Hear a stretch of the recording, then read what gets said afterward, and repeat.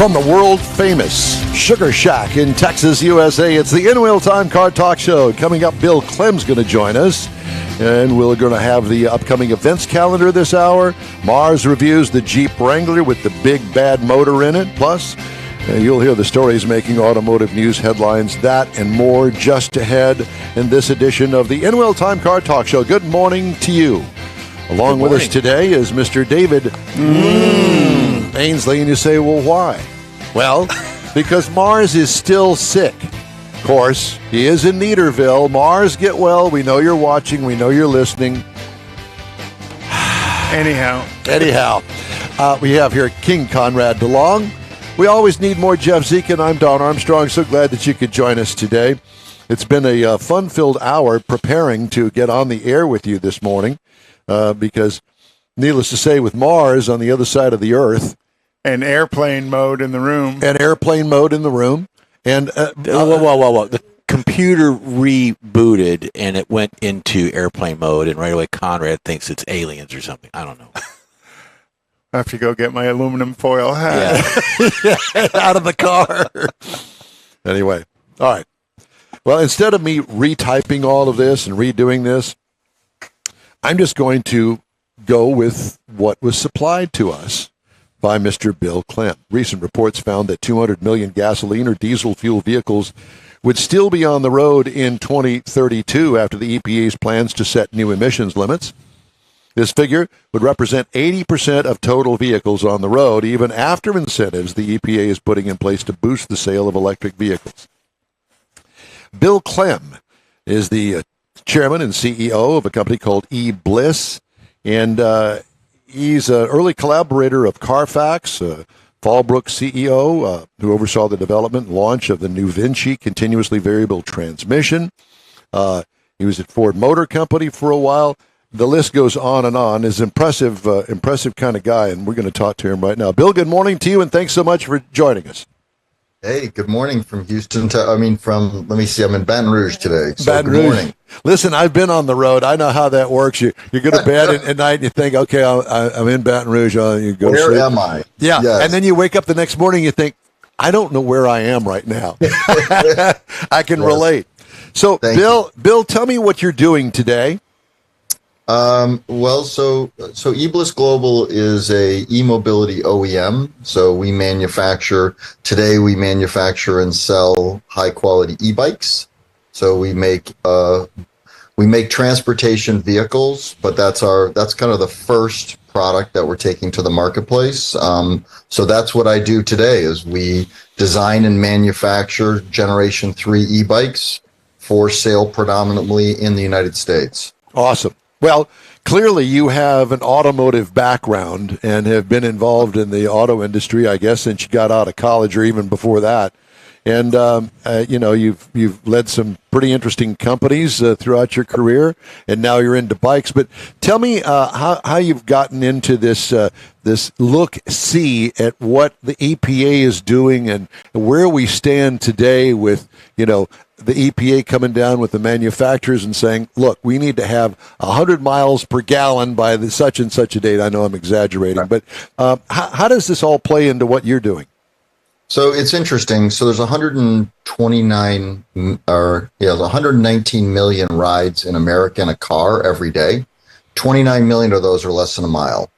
So if you really think about what's happening in the United States, consumers are beginning to choose the way they move themselves and their materials, right? And then in addition to that, there's also cargo and delivery that's happening in urban environments that the urban environments can't take all the trucks in these markets. And so there's a need for a much better way to distribute humans and to be able to move them around. We believe that the 1 mile, if we can help consumers make that choice 29 million times a day, we think that's probably the biggest impact you can make in the marketplace, because it isn't about the number of cars on the road. Clearly, that's a numerical value. It's really around the decisions consumers make on what they're going to ride. Well, it's interesting. First thing that comes to my mind are these communities, mainly in Florida, where they're basically golf cart transportation. They go to the store, They Yeah. go to exercise. They go home, and it's all within their own community in golf carts. Why not? That's exactly what my mother did. Well, it's you guys are actually pointing out, and it's a golf cart. What's the real mode of transportation, right? I grew up in Detroit. I wanted to work for the Ford Motor Company since I was 5 years old. I got an opportunity to follow my dream and do that. I held some leadership positions there, learned a ton.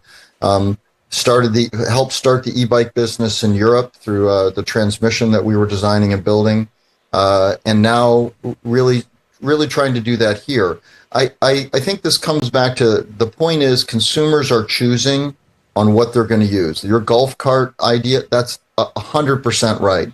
There was an article that came out a couple months ago. I think it was Fortune or Forbes, and I don't remember exactly, but the article said automakers need not to fear other automakers. They need to fear the golf cart makers, because it's really around the decision of what consumers are going to do. The other thing that happened is COVID changed a lot of the behavior fundamentally about where people commute and where they drive. There's still a lot of people working from home. The homes are being dealt with differently. We're wearing out our homes because now we're living them as our offices. So there's a ton of changes that are going on. As you think about regulations, right? So you mentioned, this whole notion of the EPA. It's not a bad thing to set targets. The problem is that the targets are relatively unrealistic as far as the technological capability of the United States system. So we don't have a grid that could support broad-based everybody in a Tesla. We don't have a grid. I want you to think about 300 million cars in the United States and the amount of energy that's in their gas tank. And I want you to think about the reality of converting all of that energy to electric energy in the grid. The math just doesn't work right now. So as I think about it, there's probably 1,000 different inventions that have to happen commercially to be able to electrify the transportation system in the United States. And we're not prepared to make those sacrifices as a country. And then the other thing is that I believe that the government is taking the wrong approach. I think setting a goal is the right approach, but I think not supporting the industries and in an organized way to be able to achieve those goals, I think that's the big, what I call the farce in all of this. If you go back to the early 1960s when John F. Kennedy stood up in front of the world and said, we're going to go to the moon, all of John F. Kennedy's advisors said, we have no technology to get us to the moon. Like, we don't know how to do that. Well, 8 years later, we were on the moon. And that's because the government and industry got together to solve the problems as a unified country. And right now, we've set ourselves up in an adversarial relationship with the government and industry rather than trying to collaborate and coming up with realistic paths. To me, that's the most frustrating part about what you're asking. Who is it that comes up with these unrealistic EPA goals that we know may be capable, but they're not affordable by any stretch of the imagination for the regular person? Lobbyists. Why did they come up with those things? So I always, you ever wonder who the theys are? Yeah, exactly. Who is that? Who are they, right? I have testified in Congress before on the Jobs Act. I've been around Washington, D.C. I really don't know. I think it's a relatively convoluted process. Clearly, they didn't ask the guys who know the math before they did this.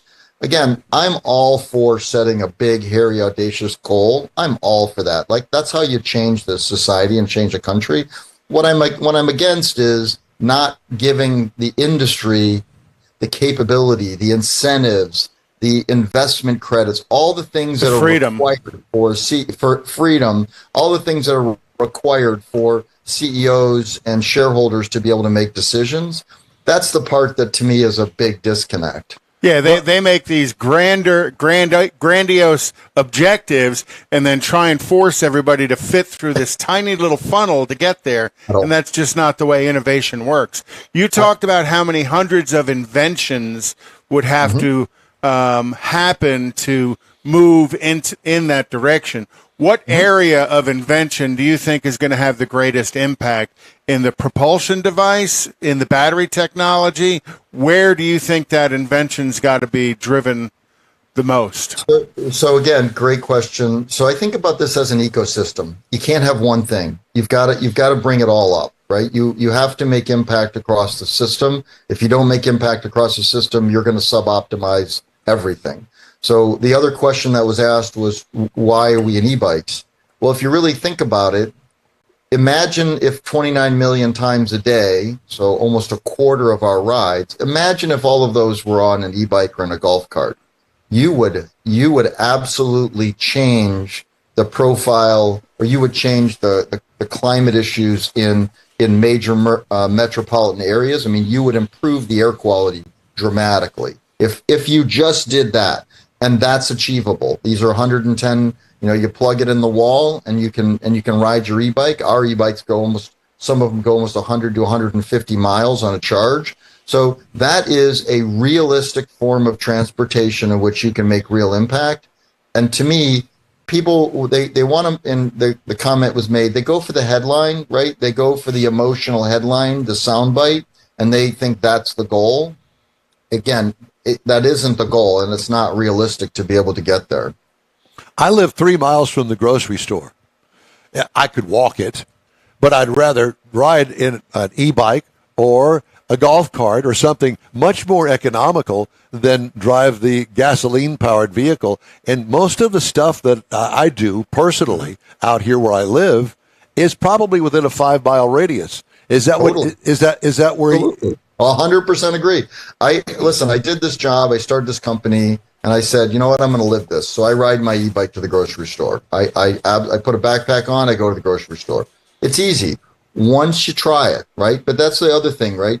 Consumers, whenever there's change, there's loss, right? So whenever you change the way you do things, there's an applied loss because it's what you were used to.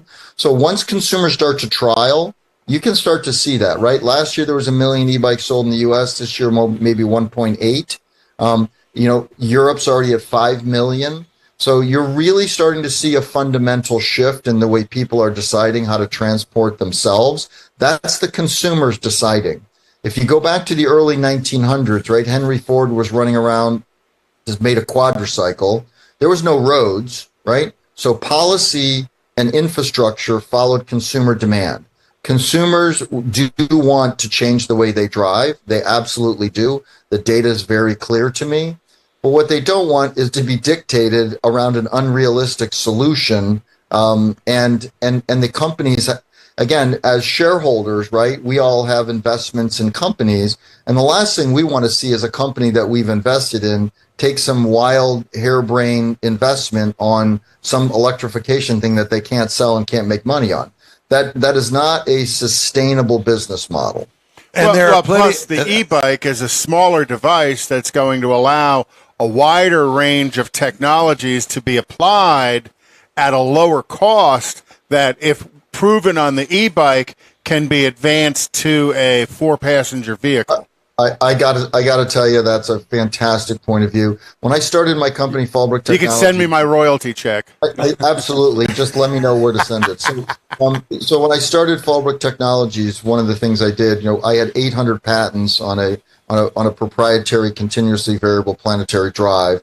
And one of the guys I sat with was the head of product development for a large automaker. I'm not going to say who it was, but it was one of the big ones. And he said to me flat out, we can't decontent cars enough to get them affordable and to get what people want and to get what people need. There needs to be a re-engineering of the automobile and of the system. And the bicycle is the most efficient drivetrain ever created by man. And if you really think about cycling, right? Everybody thinks a bicycle kind of a simple device. Not so fast. Orville and Wilbur Wright took their designing bicycle frames and turned it into making the frames of aircraft, right? Henry Ford's first vehicle was a quadricycle. I mean, these are fundamental things that again, you can start to think about a platform. That's what we're doing at eBliss. So we have the ability to make about anything that I decide I want to make. We're going to start making the best bicycles in the world. We're going to get people in e-bikes in the world. We're going to get people on them. We're going to understand what people want out of their vehicles, and then we'll design the next set of vehicles. So again, I think that's the smart approach. all for clean energy, all for cleaning up, all for lowering carbon. By the way, one of the other points that was made on riding a mile, you know, the worst thing you can do for a 63,000 component internal combustion vehicle is drive it a mile. That's The worst right. possible thing Yeah. you can do, You never right? get the fluids heated up. So you have the most emissions, you have the most wear and tear, you have the lowest fuel economy on that 1 mile trip. So the way I think about it, if we can solve the 1 mile, we can make an impact, and that's where we're focused. Bill, I have to tell you, I'm an early adopter of the hybrid technology. And matter of fact, my experience started back in the mid 1960s with a hybrid, and it was called a moped. And it had a little bitty tiny motor on it, and you would pedal it like a bicycle until you wanted to go faster, and then you hit the button, and here you go down the street. To the e-bikes, the e-Bliss, do they have charging challenges as well as the normal EV vehicles?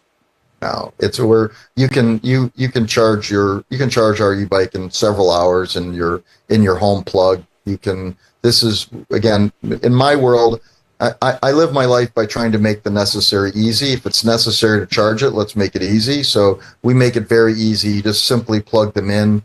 We make folding bikes. Everything we do doesn't have a chain. Everything we do has a sealed transmission, has a belt, no maintenance. The only thing I want consumers to worry about is replacing brake pads and tires over time and not have to worry about anything. So again, these are purpose-built vehicles. A lot of what has come up so far in e-bikes are what I would consider bicycles that somebody straps an electric motor to, and they have some issues. We've seen some of the fires and things in New York City on lithium batteries and some of that stuff. That's largely due to what I call the Amazon loophole of not having to inspect or certify anything that's imported in the United States under $800. And so a lot of people in China who are making these lithium-ion batteries are shipping them through that loophole. And again, but all that stuff I think is kind of washing through and everybody's kind of getting there. So we think this is an amazing time for us to be able to introduce what we're doing in the marketplace. Bill, it's wonderful to talk to you. What a involved conversation that we all are focused in on you so much. Where can we get more information on your company? Yeah. So our website is out there. Again, we've been a little opaque because I didn't feel the necessary to go blast out what we're doing. So I'm on this kind of a road show talking to people like you guys. So www.ebliss.global is where you can find us. You will be starting to see some announcements coming out here pretty soon. One of the things I think is very interesting is if you look at the 17,000 auto dealers in America, it is the largest pool of capital in any transportation distribution system in the world. And today, they aren't viewed as consumers as being E or E-conscious. So I think there's a huge opportunity to partner with auto dealers with e-bikes. So I think that'll give you a little bit of a tease by what we're going to be doing. And you're going to call us as soon as you got something to talk about. I promise you guys are definitely on the list. Adam knows where you are. We will get to you. Thank you. But Great. I enjoy it. That we do too. Thank you so much, Bill. Great to talk to you. Bill Clem, eBliss. Very cool. Yeah, very, very cool. What a great view of what he's trying to do and how all of that integrates into the e-technology that's out there. But not only a bicycle, I would like to see it in a tricycle format for getting around town. Like you say, seniors in their neighborhood going to the golf course or whatever the case. A trike would be cool. Speaking of with saddlebags. Speaking about things, how about events and the events calendar that Conrad has been dying to talk about? It's a segue. It is a segue. I get it. Oh, very good. Thank you, Jeffrey. Thank you, Jeffrey. October 7th, again, is the Mustang Club of Houston's fall open car show at Planet Ford in Spring. October 14th is the all British car show at the Butler House. If they can get them all there. Well, they bring a wrecker. October 20th is the 38th annual Wolf Creek Car, Truck, and Bike Show in Cold Spring, Texas. Cypress Cars and Coffee is August 12th, which is today. Started at 8 a.m. Lone Star Drift is August 19th at Motorsports Resort in Angleton. September 16th is Schulenburg Take Flight Cruise, and that's going to meet at 8:30 a.m. at the Buc-ee's in Waller, and then cruise out to Schulenburg. That could be a pretty decent little cruise. Yeah, I was going to say, that'd be fun. And then Northside Mustang Car Club is having their fall open car show November 4th at Bull Salis Park in New Caney, Texas. And one I think is the best name out there is Saturday, October 28th, is the Oak Turbo Fest at the Karam Shriners in Waco, Texas. Thank you, sir. Time now for this hour's car review. Mr. Mars has recorded a nice little piece on the Jeep Wrangler, and here it is. I had the chance to drive the 2024 Jeep Wrangler Rubicon 392. Now, this is a midsize SUV, 5-passenger, based on the 4-door limited Jeep Wrangler. The Wrangler does come in 6 trim levels: the Sport S, the Rubicon, the Sahara, the High Altitude, and the Rubicon 392 that we were driving. Now, new for this year, it has a factory-installed 8,000-pound Warn winch. It's got a new 7-slot grille design up front, even integrated the antenna to kind of smooth out the lines on the vehicle. Up front, you're going to find fog lights, tow hooks all around, and skid plates underneath at all the critical places. It does have a 2-inch suspension lift with Fox shocks because this is the Rubicon. We also had the optional Sky one-touch power top. This vehicle rolls on some 17 by 8-inch beadlock capable wheels, and because of that, they reinforced the entire spare carrier mechanism on the back tailgate because that's a big, heavy tire and wheel combination. Now, you get into the inside, you're going to see we've got leather seating. The front seats are heated. They are electric adjustable in the Rubicon, but they have been water crossing tested just in case you get in a little too deep. We have the 12.3-inch touchscreen. The little small screens are gone now in the Rubicon 392. All your convenience controls are there, much easier to get to because of the larger screen, navigation. The Uconnect system is all there, and it even has a front camera there for when you're out rock crawling. Helps a whole lot. For audio, we had the Alpine Premium Audio System that will fill up the inside of that Jeep real well with some nice quality sound and make sure all your neighbors know what your favorite songs are. Now, up under the hood, this is part of what makes this vehicle special. 6.4-liter V8 SRT engine, 475 horsepower, 470 pound-feet of torque, backed by an 8-speed automatic.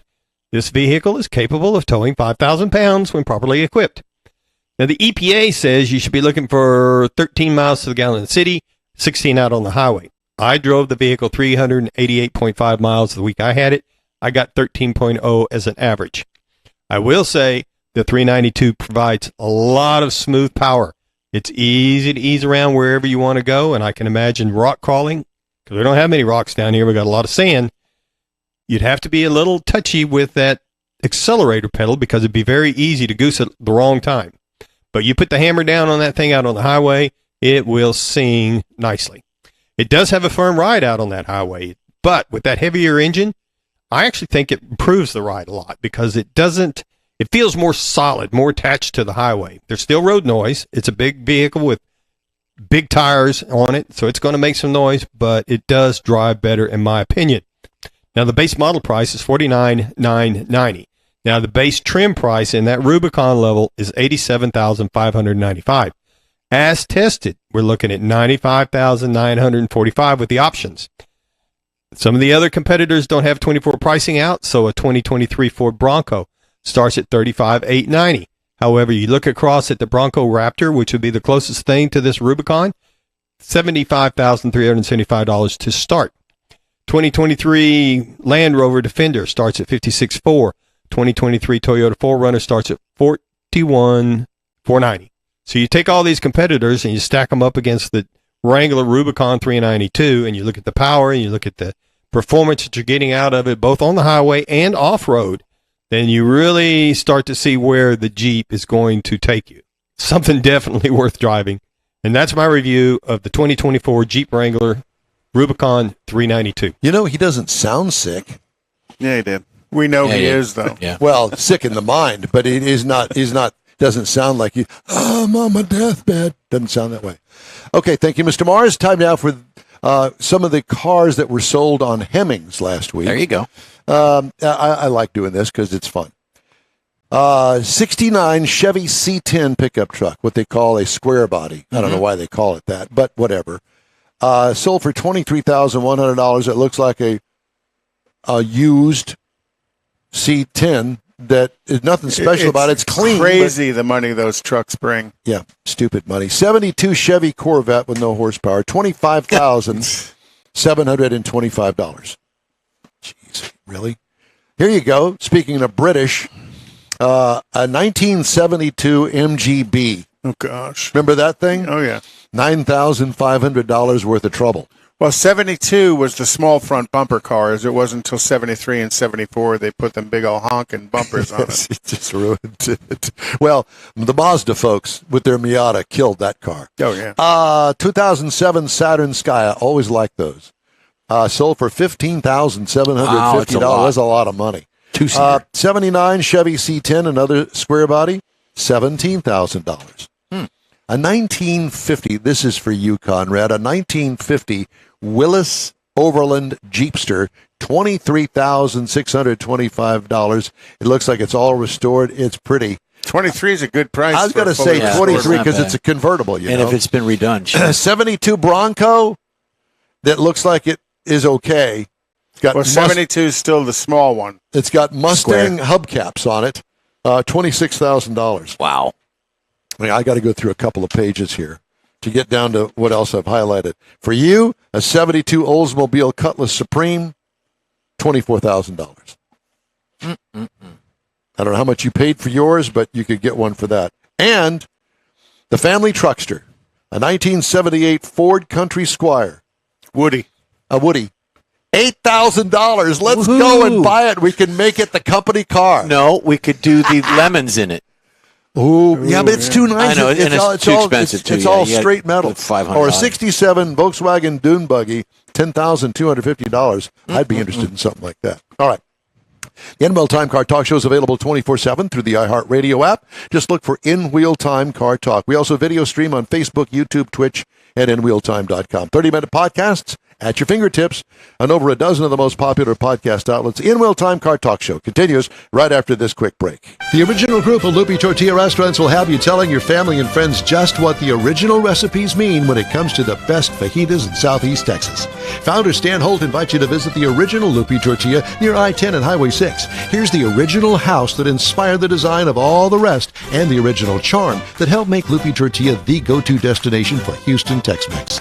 Speaking of original, nothing can compete with the original lime pepper marinade that everyone will agree makes Loopy Tortilla award-winning beef fajitas the best anywhere. Loopy Tortilla Katy is another location that gives you the same quality and service Houstonians have come to expect at Loopy's. It's located just off I-10 and the Grand Parkway at Kingsland Boulevard in Katy. Find yourself in Aggieland? Head to the Loopy Tortilla in College Station, located just around the corner from Kyle Field. It's a great place to enjoy those famous frozen margaritas before or after the game. Headed east to Louisiana, stop in at the Loopy Tortilla in Beaumont. It too's on I-10. You can't miss it. The original group of Loopy Tortilla restaurants invite you in for the best Tex-Mex anywhere. You own a car you love. Well, why not let Gulf Coast Auto Shield protect it? Houstonian John Gray invites you to his state-of-the-art facility to introduce you to his specialist team of auto enthusiasts. We promise you'll be impressed. Whether you're looking to massage your original paint to a like-new appearance, apply a ceramic coating, install a paint protection film, nano-ceramic window tint, or new windshield protection called ExoShield, Gulf Coast Auto Shield is where Houston's car people go. Curbed your wheels? Instead of buying new, why not have them repaired? How about a professionally installed radar detector? Gulf Coast Auto Shield does that too. Get a peek inside the shop and look at the services offered by getting online and heading to gcautoshield.com. Better yet, stop by their facility at 11275 South Sam Houston Tollway, just south of the Southwest Freeway, and get a personal tour. Gulf Coast Auto Shield is your place to go for all things exterior. Call them today, 832-930-5655 or gcautoshield.com. The award-winning In-Wheel Time Car Talk Show is available on the most popular podcast channels out there in 30-minute episodes. We realize our 3-hour live show can be difficult to catch in its entirety, so now you can listen every day to a convenient, fresh 30-minute episode. Check us out on Apple Podcasts, Spotify, Google Podcasts, Amazon Music, and Audible, along with a dozen more. In-Wheel Time has the most informative automotive guest interviews and new car reviews, along with popular features including Conrad's Car Clinic and This Week in Auto History, along with automotive news headlines. Our live broadcast airs every Saturday, 8 to 11 Central on InWillTime.com, the iHeart app, and on YouTube. Be sure to say hello when we're broadcasting from the Tailpipes and Tacos Cruise In, Autorama, and the Houston Auto Show, among others. Now, it's easier than ever to hear about all things automotive all week long. You're invited to join fellow car enthusiasts in becoming part of the ever-growing In Wheel Time Car Talk family. Don't forget those 30-minute podcast episodes on your favorite podcast channel. It's the In Wheel Time Car Talk Show. We have scheduled to come up Omar O'Day. Going to talk about the Ford GTD 800 horsepower, $300,000 Mustang. Which is just purely a race car sold by Ford, but built by Multimatic. And Multimatic and Ford have had a long relationship in sports car racing. Well, I was going to say, it's a race car with a license plate on it. Mm-hmm. Yeah. So, in other words, they don't even have them anymore, but 5-mile-an-hour crash bumpers and all the safety stuff that they just left in the car and basically resuspended it. And they put blinkers on it. Put blinkers on it and a great big horsepower motor in it, 800 horsepower. Supercharged 5.2 liter V8. But we knew that they could do it. Why have they waited so long to put it in a Mustang? I mean, no offense, but Stellantis, Dodge, Jeep, they've been doing the 800 horsepower for what, 5 years now? Yeah. Yep. What's the mileage on that? Yeah, none. What does it matter? 3 gas stations to the mile. Pretty much. Does it burn pump gas? Yeah. I don't know. It does? Well, you would think it would, but I guess that you would get some extra boost. I guess you'd get the most power out of it if you ran some C16. C16? Some avgas. Race gas. But wouldn't that mess up your catalytic converter? You imagine catalytic converter. Oh, you want a catalytic converter too? Oh, okay. That's extra. Extra. It's catalytic converter delete. I got one of those. Yeah, Shh, don't brag about it on the air. No, we know that you cut the mufflers off of it. Yeah, everything else is the same. Oh. So it's legal. It's legal. Got glass packs on his van. Glass packs. I guess do they still make glass packs? Oh, yeah. Thrush. Remember, we did cherry bombs last Cherry week. bombs, yeah. That's Still Thrush. for sale. Just Thrush Thrush. still for sale. Really? You buy them online, I guess. Rock Auto or somebody, or Probably Summit. J.C. Whitney. J.C. Whitney. You know, I heard that they're still in business. A mail order. Yeah, but I think they're totally online anymore. I don't think they ship out the catalogs the way they used to. Darn it. And I've got one of those classic catalogs. Oh, too. those used to be great. Big, thick ones. It's kind of like. But Summit and Jag still mail out a catalog. So kind of, in my opinion, kind of taking over for J.C. Whitney without the curb feelers. Well, that's no fun. We got to have curb feelers. When I worked for Amato, they had a catalog for all the product, For and Keystone? it was 0 to 300 and 1,300 pages. Nice. That was cool. That is cool, yeah. Joe Amato. Yeah. What, is he retired now? He sold to Keystone. Yeah. Him and his brother. It was a family business, really. Him and his brothers. And he did very well with Valvoline. Mm-hmm. Very well. I've got some of his memorable cars, the models and things autographed. Jason has them. He's got them all put away and things. But his corporate office was an old school. We're talking about super drag racer. Top fuel driver. Top fuel, Joe Amato, who was my favorite guy. Yep. And I had the chance when I was doing the drag racing tour several years ago to sit down and have lunch with him. Mm-hmm. What the nicest Yeah, guy he is. you would ever want to meet. Next door neighbor kind of guy. Mm-hmm. No airs about him whatsoever. Yep. Just a super nice guy. Yep. Wonderful Absolutely. guy. And who would know that he was a multimillionaire? When I worked for him and they would come to Houston, I would wear my logoed shirt. Right. Not have a ticket. When they load in on Thursdays, I would just go and I need to see Joey. Sure, right back there. I go in. I spent the whole weekend without a ticket. Yeah. HRA at the drag strip. It was fun. Yeah. Good He's times. one, and there are several that are drivers that are that way. I don't know about. I'll tell you somebody that would welcome you in. You know who it is. Antron. Yeah. Oh, yeah. Antron's like that. Yeah, And- man, come on in. You can't get away from Erica winning last weekend. Absolutely. Yeah. Good job, And Bill. she's qualified third in Brainerd, and This weekend. and this is the first weekend the Pro Stocks have been in Brainerd since 2019. So Are they running bikes this weekend too? I don't think so. Okay. And then Bob Tasca, I had a chance to meet Bob Tasca 2 years ago in Phoenix at a BG event. Bob Tasca, we would be in NHRA Suites in Houston, and Bob Tasca's mom was in the suite with us at the time, and I was getting autographs on a hat, and it was raining a little bit, and Bob's was the only one I didn't have. His mother took my hat, went down to the pits, got it signed, and brought it back to me. He is truly the nicest guy. That's but how cool that is. His family owns just a fleet of Ford dealerships up in the Northeast area. Yep. And, we had him at BG talking about his car business. And, as intense as he has to be a Nitro Funny Car driver, he knew his service department operations inside and out. Everybody's firing off questions to him, and he basically knew the answer or knew how to get the answer to everything he was asked. I was very, very impressed. Doesn't he have the largest performance Ford wholesale parts operation? Sort of like Classic and the GM side. Yeah, well, I would say more like Scoggins and Dickey. Okay. Out of Lubbock on the GM side. Tasca Ford Parts is like number worldwide. One. Oh yeah. And that's why Ford sponsors them, because that's a company that's got their act together at Tasca. Oh, very much so. But Bob is just the nicest person to sit and chit-chat with. It's like you said, Amato was kind of like your next-door neighbor. Tasca is the same way. Yep. All right. So we got off on that because we started talking about the Ford GTD 800 horsepower Mustang for $300,000. I like it. And so does Omar O'Day. Omar, good morning to you, sir. Oh, no, That's you know David what? Tillman. That's David Tillman. Sorry. David, you stay with us, my friend. We'll be with you in a minute.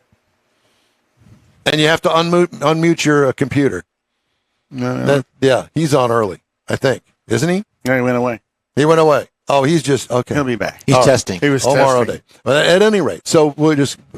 This is what live does. Multimatic has run Ford sports car racing for a number of years, and Where is Multimatic? I've never heard of this. Are they in Detroit? Yeah, but I'm going to say it's kind of like not necessarily a Carroll Shelby operation, but I would say a bit of a Carroll Shelby operation or a Celine operation, except Multimatic does more production work, and they run the race cars for Ford.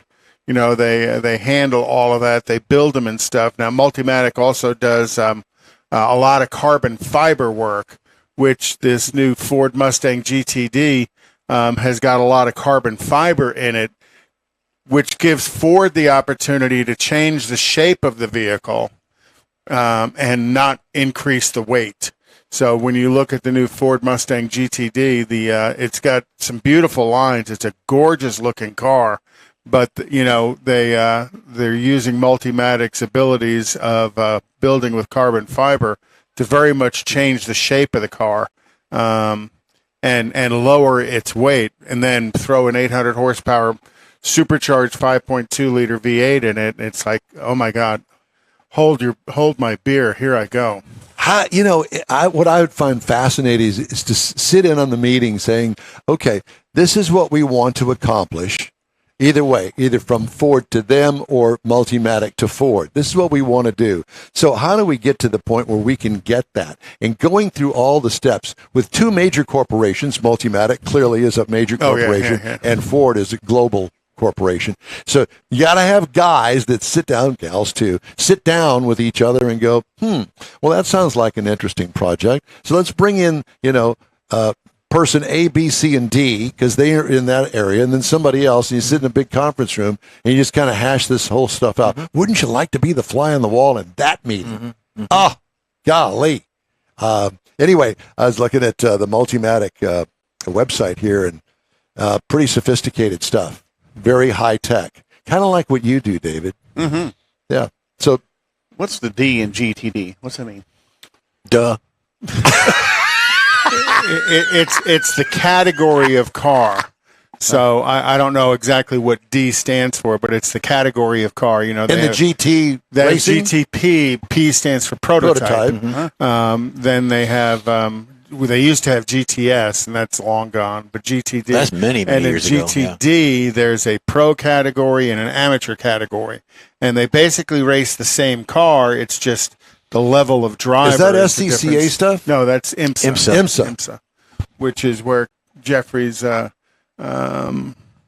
Cadillac prototypes race. You It's betcha. also the category that the Corvette C6 or C8 races in is GTD Pro. And I know Oh. Corvette has talked about producing a GT4 car. It's also the level that Alec Udell and races Mercedes, in, and then right. there's Aston Martin in Yeah. that group. Yep. And well, I think Alec's been running a Porsche the last Is it couple Porsche? of years. Yeah. But, you know, GT4 is the build of the car that runs in GTD. So I'm assuming this GTD Ford Mustang is basically going to be race ready to go sports car racing somewhere. But at 800 horsepower, they're going to have to detune it to run it in IMSA. You know, even the Corvette, they have to detune the Corvette And, to that run same, it in and I IMSA. assume the same thing with the Cadillac. Right. They detune it. How do you detune a car that easily turns out 800 horsepower? Compression and fuel. Maybe put a throttle body choker on it. You know, A little bit of timing, maybe? Yeah. Putting air restrictors on it. So this is in IMSA. They have something called BOP, balance of power. So they'll add weight to a vehicle. They'll change its fuel capacity, so it has to stop more often for pit stops to kind of try and find that balance of performance. What a tech nightmare. Oh yeah, well, and it's Open the hood and you go, It's okay. a political tech nightmare too, because 1 week, the BMWs dominate, so they get some penalties at the BOP, and the next week the Corvette wins everything, and they get penalties on the BOP, and all the while, Porsche and everybody else are yapping about, oh, they have this unfair advantage, they have this unfair advantage, so they're all busy lobbying the governing body to add more penalties to their competitors. Why can't we go back to the old NASCAR style rules? Race what you brung? Yep. Throw a great big V8 in it and keep the bumpers on it. Take the windows out. Put some half-baked roll bar in. Leather helmets. Yeah. Well, maybe not that far back. Leather helmets. But you're Jeff, talking you about have a leather helmet. I know. You're talking about the crybaby aspect of it. Oh, they did this, they did that. That started in F1.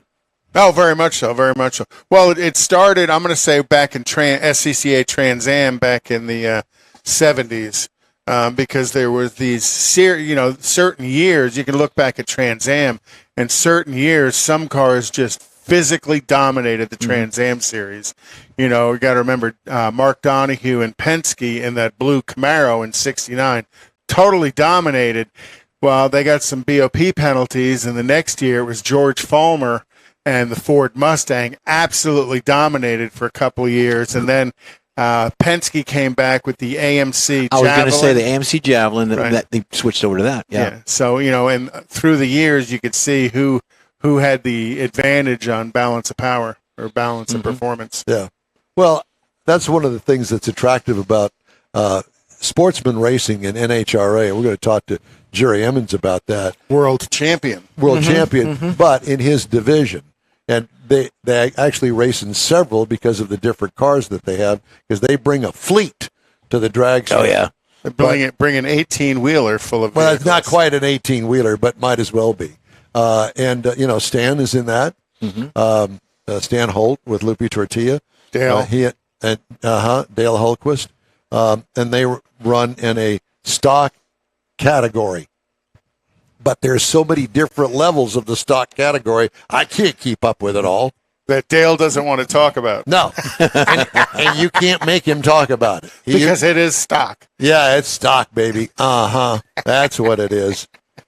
It's And again, some of that is manufacturers want to build cars to go racing. The win on Sunday, sell on Monday philosophy is still there, which is where the Ford Mustang GTD comes from. Is win on Sunday, sell on Monday, and that car do you is think available. that still holds true in NASCAR? No, Because You don't? NASCAR, they're all templated cars. If But I know, but if they you took got all the paint off of them, the body's the same on all I know, those but cars. but No, it's only the rear window, the deck lid, and The bumper. and the roof. to make the bumper look like it's yeah. But at any rate, it's Camry, it's Mustang, it's Camaro, and of course there used to be a lot more than that. and if you go to Buick. Xfinity, it's Supra.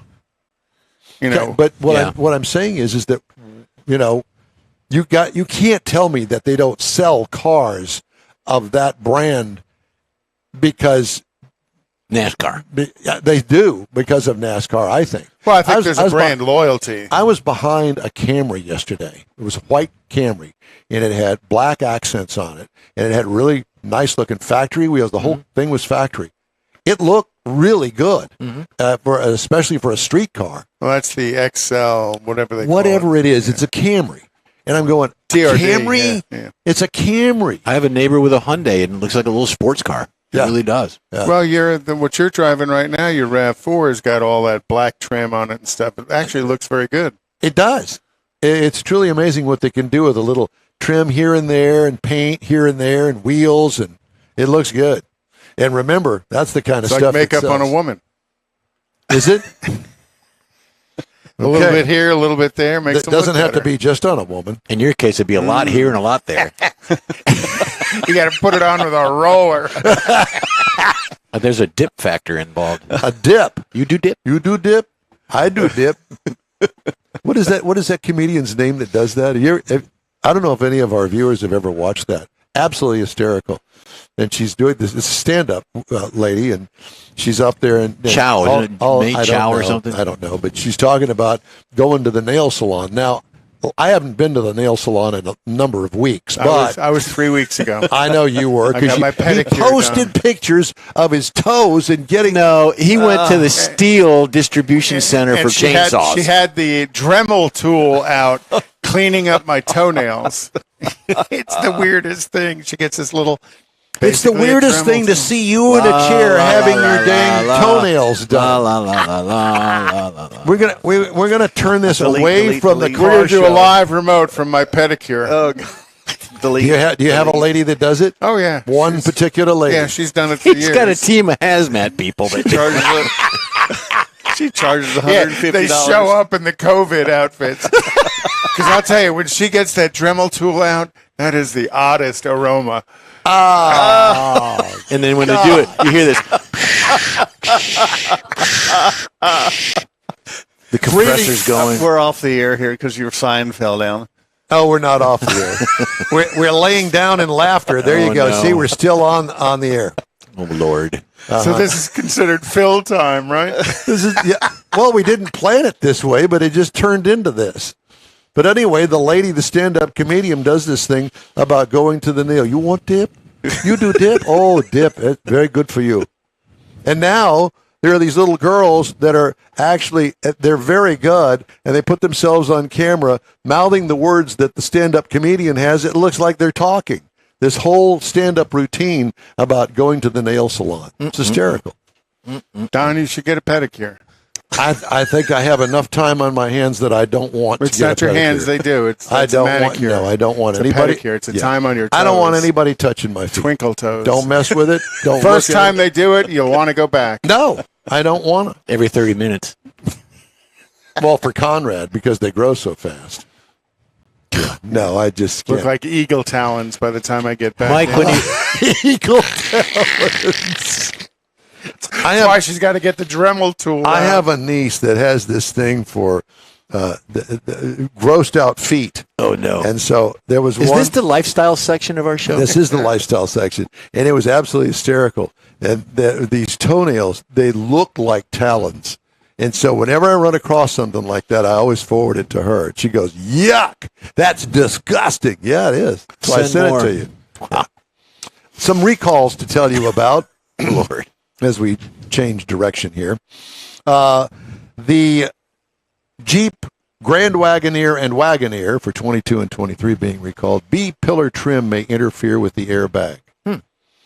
Boom. Psh.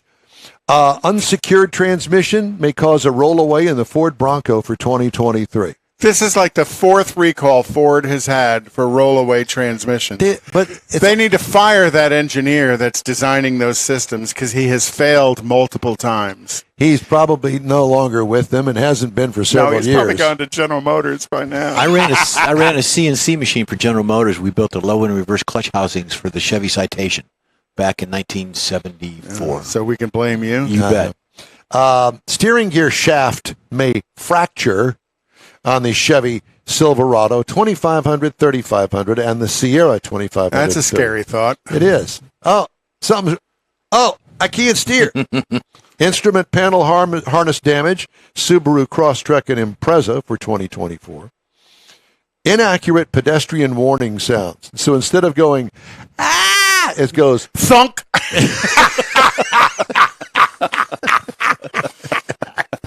and that would be on the Mazda CX-90 for 24. Nice. We're reviewing one next week. Are we? No, I don't know. No, we can't hear Grandma it. got run over by a Miata. Improperly secured 12-volt ground connection. Can you say thermal event there? Mm-hmm. Mercedes Maybach, Oh, the S580 and the 680 for 22 and 23. You need to go and those are all insurance claims. big time. My $1 million Maybach burned to the ground, Yep. so I don't have to make payments anymore. Roof frame absorbers may detach. Roof frame absorbers on the Mercedes-Benz AMG EQE, That's the luggage rack. EQE 350, EQE 500 for the model year 2023. Hyundai Tucson, Tucson. incorrect information on the label. Some label that's on there. Genesis GV60 front passenger seatbelt may fail. Oh, there Just goes once. just once. High voltage battery may overheat in the Land Rover, Range Rover PHEV for 2020. Schmores. Yeah, pretty much. Or bangers and mash. I guess that's the British one. Okay. The head of the United Auto Workers Union on Tuesday asked members to grant him the ability to call a strike, arguing contract talks with the Detroit 3 automakers are moving too slow. UAW has been negotiating with GM, Ford, and Chrysler parent Stellantis for 30 days, and the parties have yet to discuss economic terms, according to Sean Fain, the UAW president, in a Facebook Live webcast. Why would you expose yourself to that? To move forward, Fain argued it was critically important that union locals at the 3 car makers vote to authorize the strike. Wonder how much he makes. You know, because Mary Barra makes $29 million a year to destroy General Motors. Uh-huh. Wonder how much he makes. I'm sure you can find out. But at any rate, that strike is set to take place on September the 14th. So, That'll go down as a day in infamy. because it's not going to be good for anybody in the automotive business. Right. They're asking for double the wages. Double. Think of what the that's going to wages. do to the price of your car. Did you want to say something to me? Okay. I thought you raised your hand No, or she came something. in here to laugh at you, Don, like the rest of us. And have you heard this? Have you heard this about U.S. Steel? Have you seen this? Nope. They're selling U.S. Steel. A bidding war To the between Chinese. steelmakers for American manufacturing icon U.S. Steel could have massive implications for the auto industry, especially if Cleveland Cliffs, a company, wins out, analysts said. The Ohio company, the largest supplier of automotive steel in the U.S., rattled the manufacturing world last week when it went public with a $7.25 billion offer to acquire U.S. Steel, its longtime rival. U.S. Steel rejected the deal and instead began a review of its strategic options. Such a takeover would give Cleveland Cliffs a dominance in huge swaths of the domestic market for many automotive steel products. Hello, antitrust. Yeah. The combined entity would have control of well over 50% of the exposed auto market. Likely drawing the Talk ire. about the price of your car going up. Oh, my gosh. Can you imagine? Wonder if Drew Carey's involved in that because he thinks Cleveland rocks. It's not the same. Reuters reported on Wednesday the ArcelorMittal, the world's second largest steelmaker, is also considering making an offer for U.S. Steel, citing people familiar with And that. they're probably not from the USA. Oh, you think? You I think think? it's a German company. Yeah. But U.S. Steel, why? Why? Did you not make enough money? You ready to cash out now? Wasn't that originally started? Was it a Rockefeller back in the day? Yeah. No, like Rockefeller was oil. Rockefeller was Standard Oil. And oil But and gunpowder. steel was somebody else. Yeah. But it was some big Yeah. U.S. guy back at the turn of the last century. Yeah. Interesting. Carnegie. That's it. Carnegie did steel. Wow. That's a huge story that nobody's talking about. And I went, are you kidding me? Not Dale Carnegie. Dale Carnegie. Well, you know how to get to Carnegie Hall. You practice. Practice, practice, practice. You know, you have all of these wonderful little things I know. that just They come. just come to me. Well, Yeah. Jeff has all of those dad jokes. He stores them in a In a base. dad file. Yeah. A database. And our final story this hour, they say you have to crawl before you walk, but Acura's first step toward its all-electric future is on full sprint. The ZDX, due to arrive on the market in early 2024, stretches 197.7 inches, just shy of the 198 MDX three-row crossover. The ZDX will also come as a 500 horsepower Type S variant with the brand's first hands-free driving technology, standard Google built-in connectivity, an immersive 22-inch high-def digital screen, and Bang & Olufsen premium audio. ZDX Type S will be priced competitively around $70,000. Well, they're bringing that brand back because they did a ZDX prior to that. It was an SUV with a slant back. But how much fun is a hands-free 500 horsepower car? SUV. Yeah, well, give me 500 horsepower. I want to drive it. Wow, man, I don't know. That's And yeah, the ZDX, the other ZDX, had a bit of unusual styling to it. I liked it. I thought it was a cool car, but it was only in production for a couple of 500 years. horsepower, 3 feet off the ground does not seem real safe to me. Going around a corner, that's a rollover waiting to happen right there. Go-kart. Hey, this is the N-Wheel Time Car Talk Show. That ends it for this first hour. Hour number 2 is coming your way in just a flash. The original group of Lupi Tortilla Restaurants will have you telling your family and friends just what the original recipes mean when it comes to the best fajitas in Southeast Texas. Founder Stan Holt invites you to visit the original Lupi Tortilla near I-10 and Highway 6. Here's the original house that inspired the design of all the rest and the original charm that helped make Lupi Tortilla the go-to destination for Houston Tex-Mex. Speaking of original, nothing can compete with the original lime pepper marinade that everyone will agree makes Lupi Tortilla award-winning beef fajitas the best anywhere. Lupi Tortilla Katy is another location that gives you the same quality and service Houstonians have come to expect at Lupi's.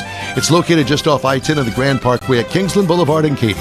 Find yourself in Aggieland? Head to the Lupi Tortilla in College Station, located just around the corner from Kyle Field. It's a great place to enjoy those famous frozen margaritas before or after the game.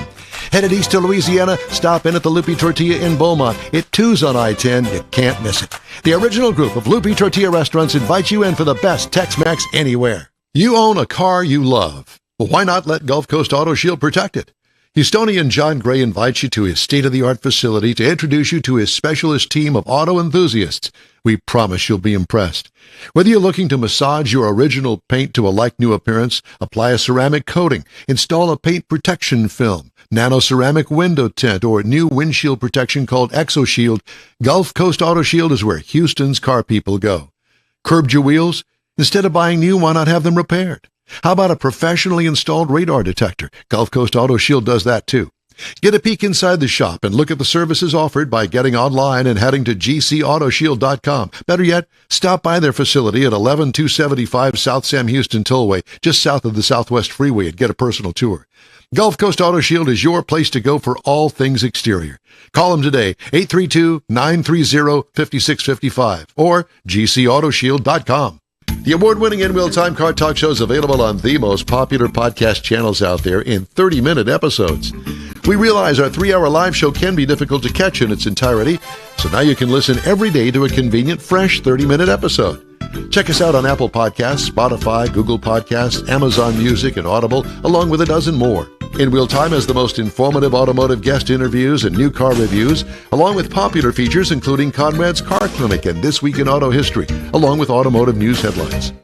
Our live broadcast airs every Saturday, 8 to 11 Central on InWheelTime.com, the iHeart app, and on YouTube.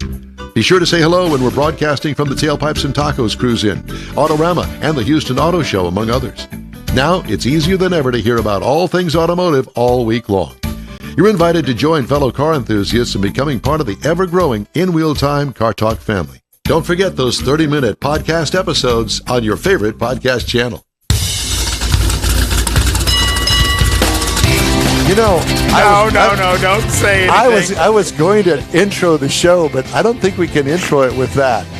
Live on the iHeartRadio network in the Smoke and Mirrors conglomeration, it's the In Wheel Time Car Talk Show coming up. We hope to talk to Maceo Ward, CEO of EV Tech, and we're going to talk about EV stuff. I drove the 2023 Toyota Gur 86, give you my impression of it. We'll also have the Cruise In calendar. Conrad has This Week in Auto History, and I'll bring you the stories making automotive news headlines this week. Just ahead, in this segment of the In Wheel Time Car Talk Show. Howdy, along with David Ainsley, King Conrad DeLong. We always need more Jeff Zekin. And who are you? I'm Howdy Doody. Jeff, like Mr. Clean with the bleach. There you go. You betcha. You know, You betcha, don't you know? I knew that there was going to be some way that somebody was going to weave in to this the bleach thing. Mind of a 9-year-old. Bleach bit. Yeah, the bleach bit into this. And what was the woman's name that she said? Johnson? Angela Johnson? Mm-hmm. Is that it? Yeah. She was the one that did the fingernail Dip. You do dip? Absolutely hysterical. Maybe we can play portions of that. Do you think we get in trouble for that? Yo, you betcha. Yeah. You betcha. Oh, Mars will. We won't. Yeah. It comes out of all of our paychecks when Facebook throws a hissy fit because we've played 8 seconds of a song. You can't do that. You're banned for the rest of your life off of here. In Russia. What is that? Okay, I get it. Royalties and all, but Who cares about Russia? You got Putin. Don't be bugging us. Putin? Who be Putin? Putin. Angela. Angelah. Angela Johnson. Well, while you guys are talking, I may look that up. Mike can get her on the show.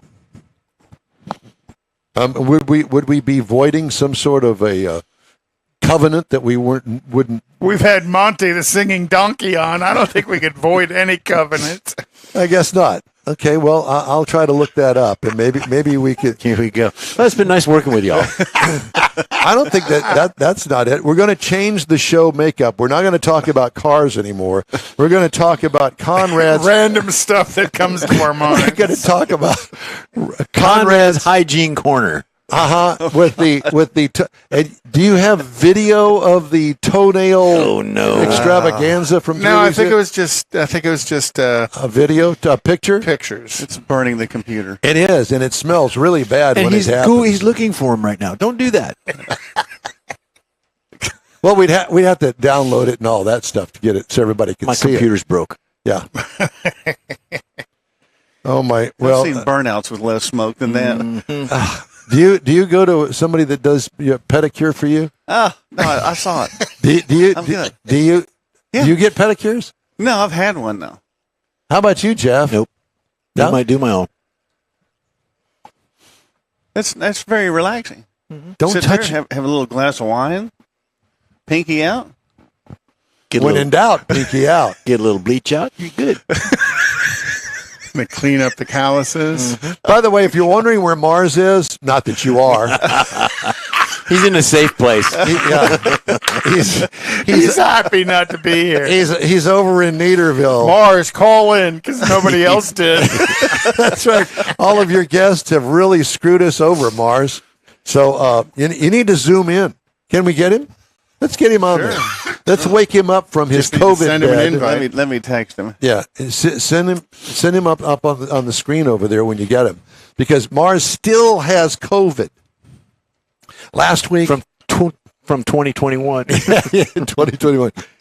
No, from 2016. Yeah. Well, he does live in that part of the world. And those school kids bring home everything. Oh, yeah. Yep. And I heard or read somewhere that there's supposed to be a huge uptick in COVID now that the kids are back in school. Yeah, it's already started. Oh, that's just they're just trying to get you scared, so Yeah. they get everybody hiding in their house just a again. flu So bug. Biden can get reelected from his basement. There you go. Okay. Wrong. He can't. wrong He, show. he can't even. He can't even walk anymore. He does that shuffle step thing. That, Did you watch him yesterday? no. He was trying to introduce the leader of Korea, South Korea, and couldn't remember his name. Couldn't remember the name of the country the guy was in charge of. It's embarrassing. These other world leaders have to look at us and go, "How stupid is that country to elect that buffoon to office?" Okay. Sorry. Never mind. Let's not turn this. Back to my pedicures.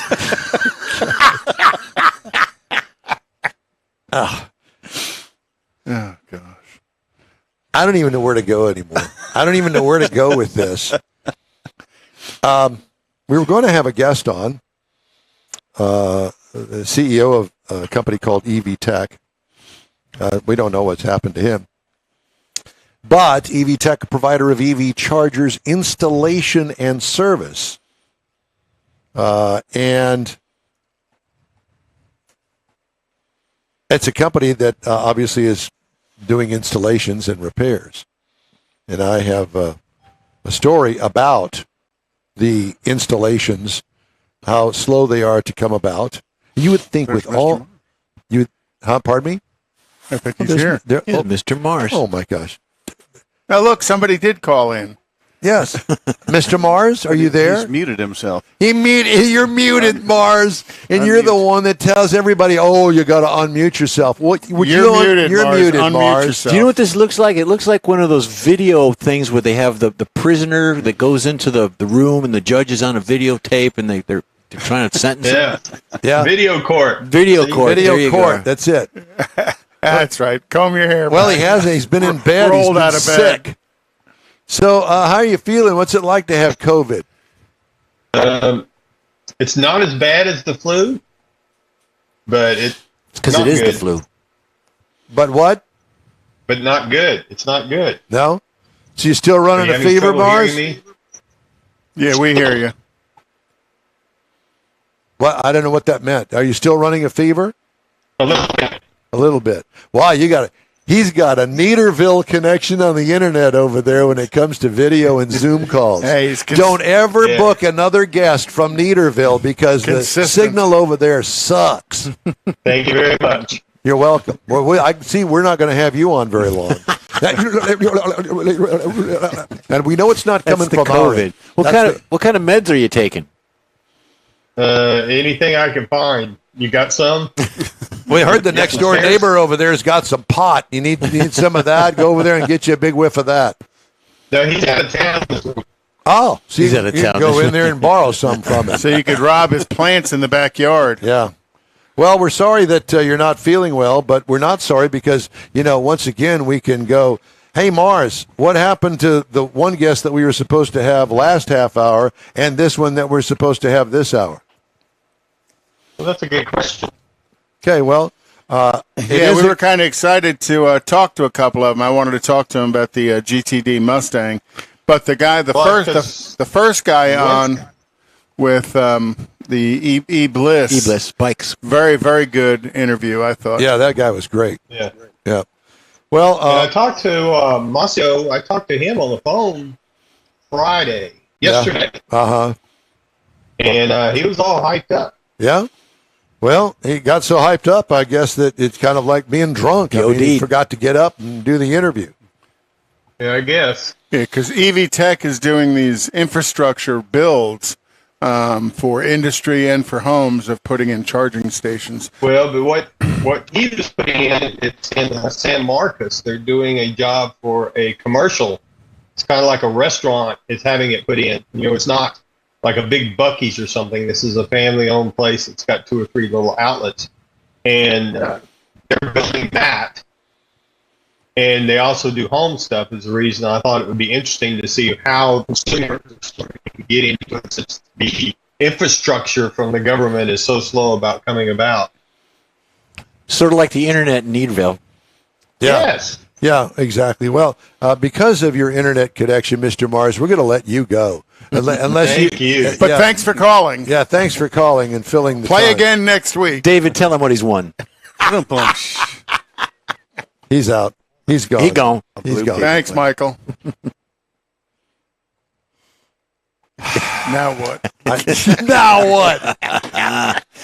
Well, let's see. We've talked a lot about pedicures, and we got off on that. I don't know how did all of that come about. I don't know. I think that something about him shaving his back or something. I don't know. That's Don's job to shave my back. My job. Mm-hmm. I always get all the best jobs. How about tires in the heat? How about let's get back to the Oh cars? yeah, Okay. they expand. Yeah. Well, my brother said that the tire, that was low for the heat. It's like No, it's not that's- low anymore. Yeah, I mean, No, the heat's going to make it's going to expand it. Yeah, Mhm. yeah, and it's pretty. So- It's pretty interesting because that you brought that up, because I was checking tire pressures before I went to Chrome and Coffee On the Corvette. on the Corvette, and they were maybe a pound and a half down because I hadn't driven it, and I didn't mess with it the time before. So I pumped them up to right at 30 all the way around, and my little gauge said 30. The computer in the car said 30. I'm good to go. I came back, and for whatever reason, I just was going through the computer. Man, it gained 2 pounds just like that in a 5-mile trip, Just from the heat. just from the heat. We 2 had pounds. we had a slow leak in the rental car up in Michigan, and there was a screw or a nail in the tread block. We weren't going to pull it out. It wasn't low, it wasn't flat, but like every other day, it would be down like a pound or two. So we would just Put air in. just rode it and it expanded back up. Well, and that's why when winter comes, everybody's low tire pressure lights come on. Oh, yeah. Because now all of a sudden everything's got cold, so the air got less dense. And actually, we're going to talk a little bit about cold air in my technical segment today. We're going to talk about cold air intakes Oh, good. You want to do that now? and the advantages of cold me get air it loaded. intakes and some of the manufacturers who've done them from the factory. I read a story this morning. Corvette Forum. They'll do a series of stories and put them all together. And this particular one was on a 1963 Corvette. I don't know, 63. Might have been a 58. One of the two. They offered a cold air package from the factory. They only sold 3 of them because it increased the price of the car. It doubled it. It Wow. doubled the price of the car. Of course, back then it was what, $3,000, $2,000, something like that. But it doubled it. The cold air package. You can go out and buy a cold air package for a car for a couple $100 now. I mean, I didn't know Corvette had done one back then. I knew they did them through the late 60s and early 70s.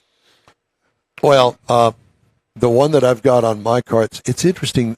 People really don't mess with that too much. They just stay with the stock intake. With what? Do you have a cold air? Oh, yeah. Yeah. And Greg Enders put the cold air on the Corvette. And it's a K&N product. And it's got kind of a oblong-looking K&N filter up there, all open element, right up underneath the front of the hood up there. I guess it works okay. It's better than that box. Because, the factory chokes down those engines with their intakes. For a number of reasons. And if you look at, and I was going to be in my piece today, if you look at the shape of those tubes and stuff from the factory, you find all these weird little connecting chambers to them. Those chambers are trying to counter the droning effect of the air going into the engine. Because the air goes into the engine, not unlike the air comes out. Right. That's the way the air comes out. Well, it kind of goes into the engine the same way. As each valve opens, there's a puff of air, so it can create a harmonic noise in the airflow system. We didn't worry about anything like that back in the 60s and 70s. No, we just turned the air cleaner upside down so we can hear the secondaries open on the 4-barrel. Well, Correct, don't correct. get into your thing too yet. Don't spill the beans yet. 'Cause your Are segment. we going to get back to tires, or are we going to No, talk I about just didn't the want air him intake? to do a segment. No. without- We'll get to that. But it's interesting. The cold air intake. I would have liked to have started off with a stock Factory. air cleaner and run it on a dyno, and then put a K&N filter on it. See what kind of horsepower increase, if any, that I'd get by going to an aftermarket. Or if you take the lid to your air cleaner and turn it over, back in the 70s, you had that little gap. You could. Oh, that was cold air back then. Yeah, underneath that hot hood. Yeah. Yeah, I just to see how much horsepower in what 3, 4, 5 horsepower at the most, At the max. At the most. At the max. and then you couple that with a free flowing exhaust I was going system. to say, you got to have it go out. And the interesting part about it is all of these companies offer a cat back exhaust system Right. behind the catalytic converter, but you could also get performance catalytic converters, from what I understand. High flow. High flow catalytic converters. I can't even imagine how much those would cost. Well, the problem with buying aftermarket catalytic converters, what makes catalytic converters so expensive is they're full of what are called noble metals, palladium and stuff. There's all kinds of real expensive metals in there that are the catalyst. That's why they steal them. that are the catalyst that clean the exhaust stream out.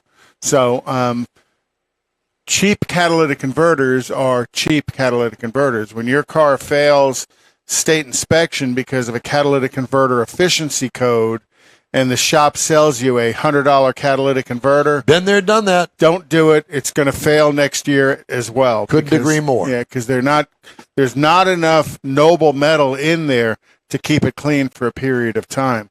But you look at some of these catalytic converters are, $1,000, $1,200, $1,500, $1,200 anyway. and more, Yep. because sometimes it's not just the converter, it's the entire exhaust system from the down tube of the exhaust manifold through the converter muffler all the way to the chrome tips of the exhaust is the way some manufacturers sell Correct, them, yep. and easily spending, $1,200, $1,500, $1,800 on them.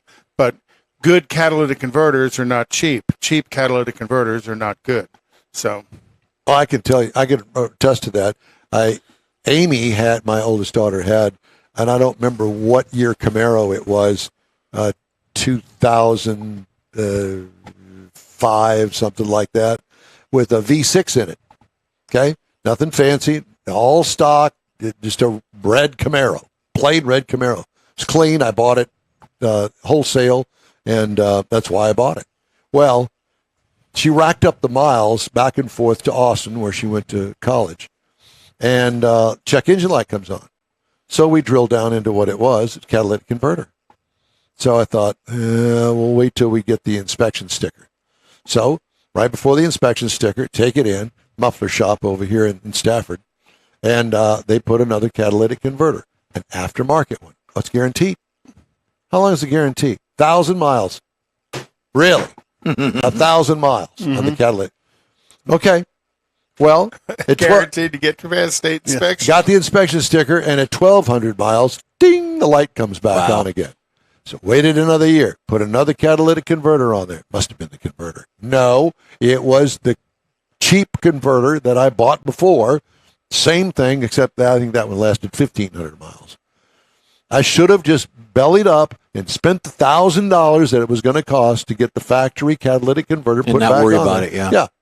But no, Mr. Cheapo here had Well, to no, go I've if done people the same think they're thing. saving money, the problem is you're saving money twice or 3 times. So you're really not saving when you add it all up together. But at any rate, back to our cat back exhaust system. All you're basically doing is changing out the mufflers to a free flowing muffler, if I'm not mistaken. Which we talked about last week, Right. is how to increase the exhaust flow, changes the noise the car makes Yep. as well out the back, Right. and how that can be an advantage in horsepower. To me, I think the easiest money to make is on the exhaust. The best money spent is on the exhaust side of things to make power. Best value. Best value is to get the air out of the engine. There's tons of ways to get air into the engine, but getting the air out of the engine, headers and Well, for instance, I mean, you watch the car shows that I do, you see Borla. Well, every kind of car made, we've got an exhaust system for you. It'll increase your performance and your efficiency and all that stuff. Well, for whatever reason, I never talked to him about it. Greg put a Corsa exhaust Another system on brand it. out there. Yeah, another brand. And I guess it's all really, the only difference is both free-flowing exhaust systems, one sounds different than the other. Well, Greg may have gotten Corsa because of his drag racing. It could, Through Might have got that a deal. vendorship. could have yeah. been. And I will say that it's quiet as long as you don't get on it. You get on it, and it gets loud. No, Right. Mike did the review of the Jeep, and last week when he left the studio, it was here- loud. Oh yeah, he was getting it. Yeah. Yeah, Yeah, he had some donkeys with him. Yeah, and that's a factory exhaust Yeah, system. it was nice. Yeah. Well, like I said last week, Corvette offers that basically a factory cutout where when you throttle Right. up, it cuts the muffler out and gives you a straight exhaust system. right Like at we the used to pipe. do Yeah, back like in the 50s with the handle down on the Yep. floorboard. the cable actuated cutout. Yeah. Yeah. Well, we weren't that sophisticated. It was a crank, almost like a water faucet nozzle kind of Probably thing. exactly how it worked too. Probably. Shall we do a car review Let's. Sure. just for the heck of it? I've got it ready. All right, and then we'll do the cruising calendar right after, okay? But first, let's Okay. do the review of the 2023 Toyota GR 86. Oh, I know it's not GR, it's GR, okay. For all you Toyota freaks out there, don't get your panties in a wad. Available trim levels, base, premium, and special edition. I reviewed the premium. This is called a mini compact. We call it a sports car. 2 passengers. Oh, it does have back seats. You ain't getting a human being in there with legs in it. Oh, I can boy. tell you that. It's too small. Maybe for a kid to rod. sit Indian Yep. style in the back seat, but that'd be all about you could do. It's all new in 2022. It looks like a Nissan Z with the rectangle grille, and I'm sure that that's what they're going after. Fastback design with a duck bill spoiler and dual exhaust tips. I got a lot of looks in this car. A lot of thumbs up. Pronounced exterior door sill down at the bottom. Big brake vents up front. Black wheels. Looks mean. Lots of, like I said, thumbs up acknowledgement by lots of admirers. What could use improvement? Car numbers on the door. Pick a number, and the factory supplies the car with a number that you can stick on the side of it because that's what it needs. Like a Celine. Yeah, or any kind of a weekend racer car. Just keep the number on it during the week. Interior highlights: minimalist design with conservative dash styling, comfortable wraparound supportive seating up front. Small infotainment screen works well. Traction control button on the center console, which I thought was funny. All the thing you want to do with that is turn it off and turn sideways down Button push. Yeah. Cargo trunk room, tiny. What I like, the race car look. All it needs is a roll bar, and I'm sure you can get them in the aftermarket. What could use improvement? Keep the entry level price point. Simplicity is good in a car like this, is what I said. So here's the engine: 2.4 liter boxer engine, horizontally opposed, that has 228 horsepower, which is a lot for this car because it doesn't weigh much. 184 pound-feet of torque. 6-speed manual transmission. An automatic is available, but you don't want to do that. That defeats the purpose. 20 miles per gallon city, 27 highway for a combined of 22. I got 27.4 miles per gallon over 307 miles. But remember, my freeway trips are basically down the Beltway. So 70, 75 miles an hour for a number of miles. What I liked about the motor, power matched to the car. It's not overpowered, but I think that it works for the general public for this thing. Me, personally, I'd like to have a power adder on it. You know, Turbo. little turbo, supercharger. yeah, something. Ride and handling, it handled like a NASCAR road course car. It rode like a NASCAR race car. This thing is stiff and will beat you up. So if you're not used to it or ready for something like that, I would definitely not buy it until you actually rode it. Base trim price $33,211. Price is tested $34,306. The base model price $28,400. Competitors, all right. The Subaru BRZ, which is basically the same car with a different nose and tail on it. That's Same it. engine. Same engine. And they, for whatever reason, want another $195 for the base price, so it starts at $28,595 for the Subaru name, I guess. Mazda MX-5 Miata RF, which is the hardtop convertible, that starts at $35,750. The soft top starts at $28,000, so that's in competition with that. And the Ford Mustang. And I put that in there because what other car would you put up against it? This would be the EcoBoost 4-banger in the Mustang that starts at $27,700. So in the price range. Yeah, and it also has a back seat that you can squeeze a couple of people back there. It's In the tight Mustang. in the Mustang. Mhm.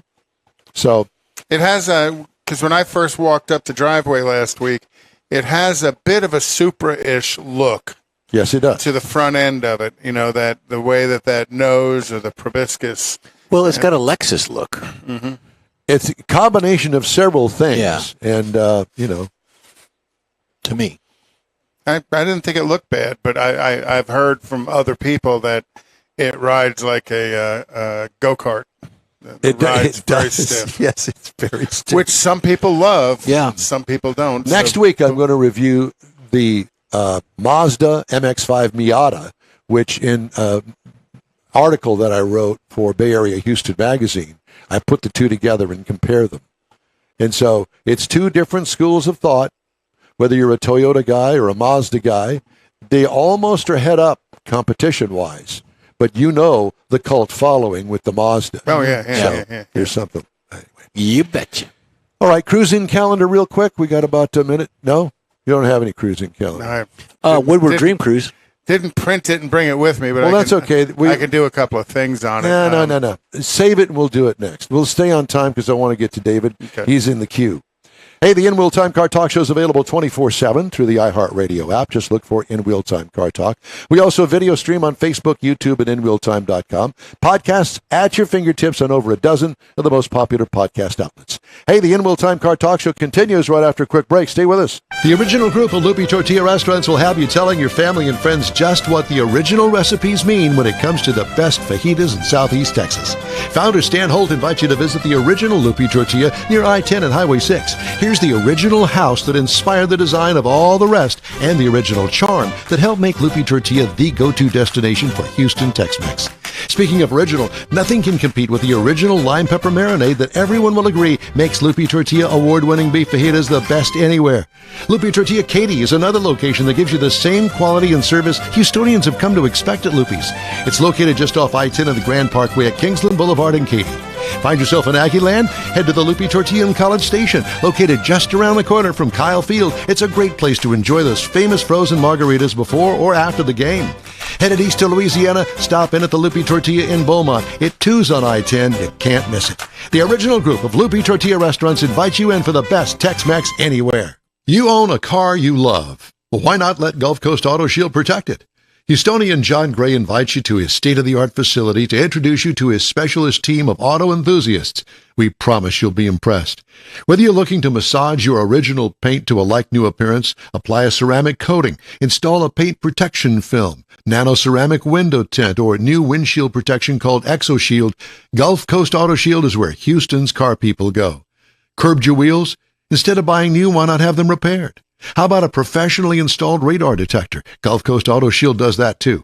Get a peek inside the shop and look at the services offered by getting online and heading to gcautoshield.com. Better yet, stop by their facility at 11275 South Sam Houston Tollway, just south of the Southwest Freeway, and get a personal tour. Gulf Coast Auto Shield is your place to go for all things exterior. Call them today, 832-930-5655 or gcautoshield.com. The award-winning In-Wheel Time Car Talk Show is available on the most popular podcast channels out there in 30-minute episodes. We realize our 3-hour live show can be difficult to catch in its entirety, so now you can listen every day to a convenient, fresh 30-minute episode. Check us out on Apple Podcasts, Spotify, Google Podcasts, Amazon Music, and Audible, along with a dozen more. In-Wheel Time has the most informative automotive guest interviews and new car reviews, along with popular features including Conrad's Car Clinic and This Week in Auto History, along with automotive news headlines. Our live broadcast airs every Saturday, 8 to 11 Central on InWheelTime.com, the iHeart app, and on YouTube. Be sure to say hello when we're broadcasting from the Tailpipes and Tacos Cruise In, Autorama, and the Houston Auto Show, among others. Now, it's easier than ever to hear about all things automotive all week long.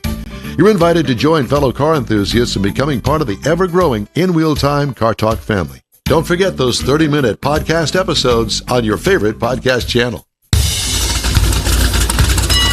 Hey, it's the In Wheel Time Car Talk Show coming up. Channel 13, weather forecaster and auto enthusiast, Mr. David Tillman. Conrad has This Week in Auto History, and we'll get you caught up on the stories making car news this week, coming up in this segment of the In Wheel Time Car Talk Show. Howdy, along with David Ainsley. Mars still out with COVID. King Conrad DeLong. We always need more Jeff Zekin. I'm Don Armstrong. Thanks so much for joining us. Why are you smiling? Are you still back? No, just because you're picking on Mars. No, he's smiling because he's awake. Still out with COVID. No, he's just proud of that pedicure that he got 3 Oh weeks boy, ago. let's not. We're done with that. Are we done with that? Yeah. Okay. So I'm going to read this bio here because I want everybody to know. I'm proud to know this guy. I'm proud to have him on. Chief forecaster David Tillman came to JBC 13 in late 2000 from WMC TV in Memphis. He worked there as that station's meteorologist and received an Emmy for his coverage of a snowstorm that hit that city. David's a member of the American Meteorological Society and the National Weather Association. And in 98, he received his seals of approval from both organizations. After graduating from Jackson State University in Jackson, Mississippi with a Bachelor of Science degree in meteorology, David began his broadcast career. He was the weekend meteorologist at WAPT TV in Jackson. A year later, he worked for the National Weather Network during the weekends and produced weather segments. There are 35 television stations and 45 radio stations across the United States. Born in St. Louis, David and his wife Patricia have 3 children, David, Brianna, and Sydney. David, it's an honor and it's a pleasure to have you on the air with us this morning. This has been a long time coming. I know it. I know it has. I know when I first met David, he said to me, "Well, I used to be a car guy," and I said, "You did?" Well, that piqued my interest right away. Of course, I've always wanted to be a weatherman. As a matter of fact, the late Doug Johnson said, "Hey, man, why don't you do weekend weather over here?" This is back in the day at Channel 2. And I said, "Well, I don't know anything about it." He says, "Just go and get the aviation weather manual, read up on it. I'll teach you what you..." And, of course, I had long hair at the time, and I was on radio then. And I thought, I don't have the confidence to do that. I'm good in radio. Now he flies around in a helicopter without air conditioning. Yeah, telling us about traffic. There's that. But David, I'm always impressed by your weather forecasts. We love to have you on the air and see you on the weekends especially. And now it's expanded to almost 7 days a week most of the time, I think. You know what? I was just sitting here just a moment ago while I was listening to you guys, and I'm looking at the latest weather data here because I'm in the ABC 13 weather office, of course, a brand new weather office. And, of course, it's tropical weather season. So I was just looking at some of the latest data to see what this thing near Florida might bring us.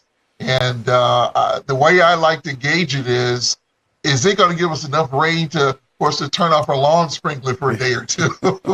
And it kind of sort of doesn't look like it. I think that dry ground we have is just going to suck up every drop of rain. If we get So we're going to be okay, but San Diego and LA are going to get hammered. You know the weather is weird when Houston can't buy any rain, and we're about to see record rain in San Diego. Wow. That's crazy. Well, I want to talk to you today mainly about your automotive background. You've been a car nut forever, haven't you?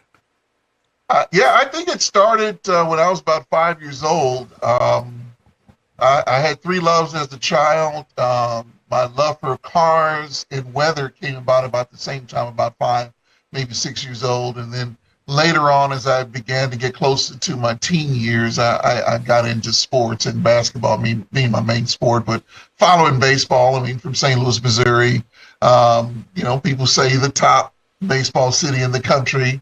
I was way into Cardinal baseball as well. But my love of cars started when I was 5 or 6, and I remember living on Kennerly Avenue in St. Louis, and looking about a half a block down the street at the corner there, and all these cars would be passing by. And I got to the point where at 6 or 7 years old, I could name every car that passed by. Absolutely, yes, I can relate to that. Yeah, we all did that. Yeah. Here's where it gets a little weird. Here's where you might, okay, David's a little weird. And this is where my love for the mechanical side of cars came about. I could sit next to a car and I would test myself to know what kind of car it was just listening to the exhaust note. Okay, so you could know the difference between a Ford and a Mercury, between a Pontiac and a Oldsmobile. You certainly knew when a Corvette or Camaro or Mustang, was next to you.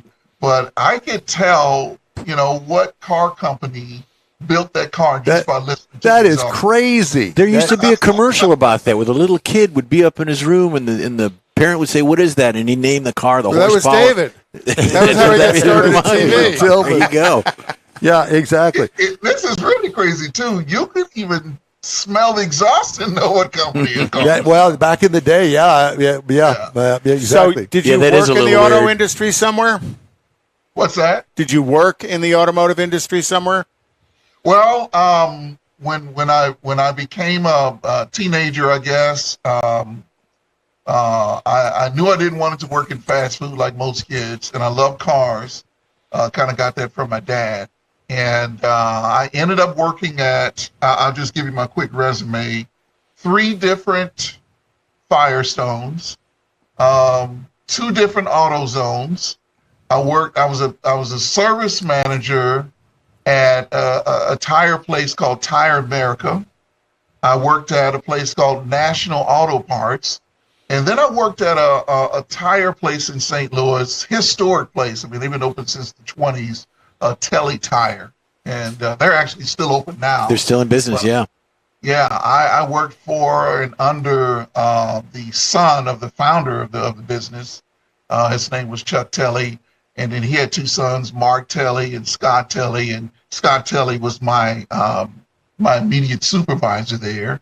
And while I was there, I was in the 2nd graduating class in the state of Missouri for safety and emissions inspection. So in the late 80s, it grew from, when you would take your car to get an inspection, from just getting a safety inspection when, they would look at your brakes and toot your horn and make sure your lights work, to an emissions inspection. So you had to put the prong in the tailpipe and sniff it, put it through the computer. So I was in a 2nd class, graduating class of being able to do that in the state of Missouri. Crazy. Okay, let's move up to today. What kind of car do you drive? Today I drive a GMC Yukon. I've had it for 17 years. It's a Yukon Denali. And I think it's the best vehicle I've ever owned. 6.2 liter. That was the first 6.2 GM produced. The engine they had before that was the 6.0. I owned that one too. And when they came out with the 6.2, I guess I got caught up in all the hype about it. And bigger is better. Yeah. And so I got the 6.2, and I was so impressed with that variable valve timing and how you just had power. It didn't matter, what speed you were going, you hit the gas and that thing would just take off, and it had a really good exhaust note to it. So I've been driving that for years. I've come close a couple of times to trading it in on a new one. But when I went to the dealership and found out they wouldn't give me but $3,000 for it, then I said, you know what, maybe I just need to hold on to it. There you go. And since the last time that happened, I've driven to California a couple of times. I've been to Colorado a couple of times. I drove to Mount Rushmore by myself in it. I went to Washington, D.C. in it. And been a pretty dependable ride.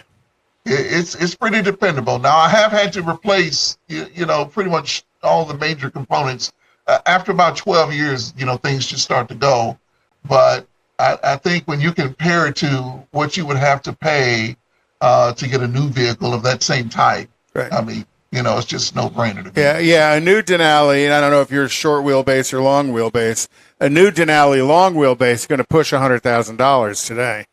Yeah, and I was just looking. I have a long wheelbase, and that Denali Ultimate certainly caught my eye, and but it scares me just a little because I think the 2007 that I have was one of the last vehicles that were just not so completely loaded with electronics that you know you get to the unreliable side. I don't know if I could like buy a new one and trust that after 5 years the electronics wouldn't just go. I mean, the electronics in the truck I have held up. I still have the original ECM or ECU, whatever they call it now. And hey, it still works. Yeah, I drive a 2004 GMC Yukon as my daily, and it's bulletproof. I mean, I say that now. Hopefully, I didn't just jinx myself. But yeah, it's pretty fault free. And right now, in today's times, we have no chance of being caught in a flood with any of our vehicles. That's for sure. Certainly today. Yeah, and see, I use mine too. I mean, call me crazy, but I storm chase from time to time. Oh wow! Oh wow! I usually do it with a station vehicle, but if I'm at home and I'm off work, and I believe there's going to be tornadic thunderstorms within say 3 or 4 hours of the house, I'm not going to drive into work to get a company vehicle and go. I'll just jump in my Yukon and go. And it's so nice you need a vehicle with a lot of power, and you need a vehicle with good traction. Mine has the all-wheel drive, and it has the lock-in rear differential, and I've never gotten stuck in it. I've been in, more than a foot of snow, and you're right, it's bulletproof. It's a great. You got some decent tires on there. I only put Michelin's on it. There you go. That's there you go. I put the LTX on it because I travel with it. I used to be a tire man. I'm very sensitive to tire vibration, and I hate it. So when I first bought that truck, I'll never forget this. 17 years ago, it had the Bridgestones on it, and we could not get the vibration out of it. I went and I ended up going to Discount Tire, and they did I forget what they call it, but where you match up the road force balancing. Road force Where balancing. they match the high spot in the wheel to the low spot in the tire. They index it. Precisely. Yeah, they actually what they measure is the sidewall stiffness as it rolls around the tire. With pressure. Pretty high tech balancing system. Yeah, with a pressure system. Yeah. Well, that didn't take the vibration out. So the guy told me, he said, look, you're not going to get that vibration. You're going to have to get the Michelin to get it out. And he said, I'll trade those out for $400. And I said, deal. And I used to sell Michelin, so I know, how good those tires are. That's exactly right. And I've been at Michelin ever since. Yeah, we always used to say, if you have a problem, just put a Michelin on. It'll solve it. Are you into motorsports at all? Not way into motorsports. I watch it from time to time, but I'm not way into it. Yeah. Well, I don't think any of us are way into it. We're just casual observers. Oh, we stare at it endlessly when it's on TV. That's right. I grew up in the drag racing world and did NHRA drag racing marketing and PR for a Top Fuel team for a year.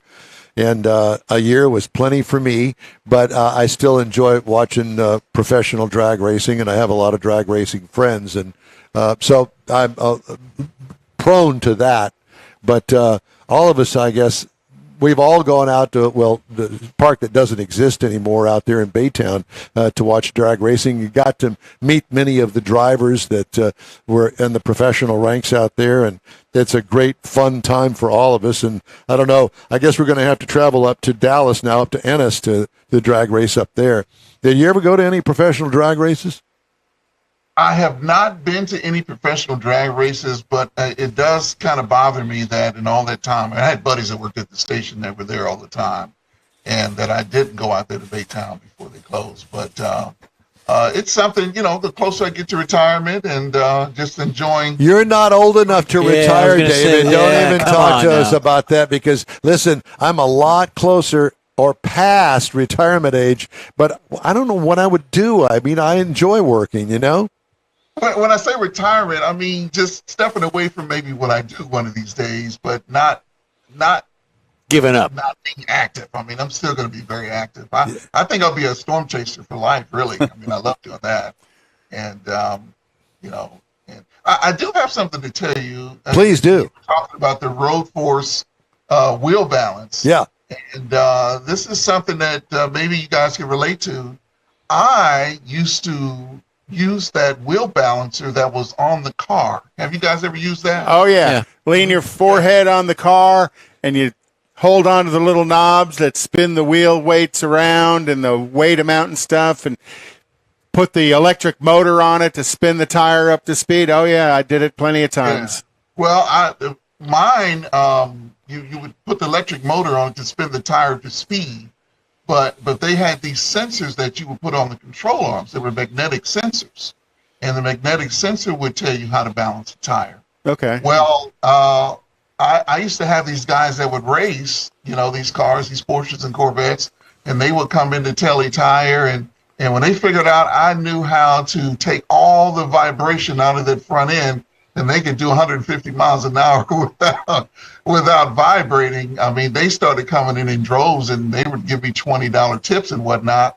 But the whole gig was up in the late 1980s because BMW started manufacturing aluminum control arms. Okay. So I couldn't put the magnet on. You couldn't put the magnet on it. So, and then, I mean, I guess everybody does now, but that was kind of the beginning of the end of that. Yeah. And then, of course, front wheel drive came in too. So that kind of messed everything I go up. back to the bubble balancer. Oh, yeah. The bubble balancer. I saw a place the other day. I don't remember where it was. I saw an actual bubble balancing machine. I thought, are you kidding me? Yeah. They're still around. Yeah. I guess it's good enough to get it going down the road for 50 miles an Yeah, hour. but it's not going to clean up a small vibration in there. No, it will not. Well, so what do you have in the weekend forecast for us? More hot weather and maybe a shot at some rain on Wednesday? That's pretty much it. We've been optimistically advertising maybe we don't hit 100 on Tuesday when this rain is supposed to come in, and I wouldn't be I don't know, I'm beginning to lose my confidence in that. Well, David, let me ask you this. I thought about this last night. I thought, when is this high pressure bubble that we've been over now for a month? When is this going to move away? Or what does it take to push it away? Is it just a change in the jet stream? I think it's a change of season. The way I look at the hurricane season, and this is probably true 4 times out of 5, you look and see where that ridge is going to set up, and that lets you know if you're going to have a big year for hurricanes or not.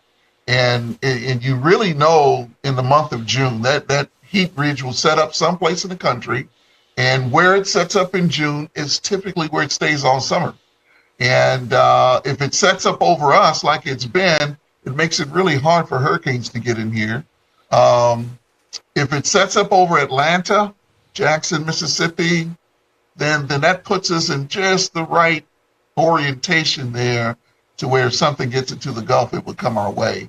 But it's usually the changing seasons that heat ridge finally begins to break down. And on a year like this, I mean, the only other year I know of is 2011.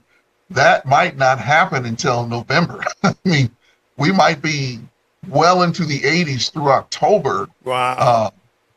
In a situation like this. It has changed subtly because now it's centered over the Midwest, but there's nothing to say that it won't reposition itself right over us again. Jeez. As we head through the next month or so. David, it is absolutely wonderful to talk to you, and so much fun, and we sure appreciate you taking the time, and also thanks to the management for letting you come on our always shaky car show here, because we go off on these tangents. Don's in charge. Yeah, because we go off on these tangents where we're talking about Conrad's pedicure. So thank you for bearing with us. Okay.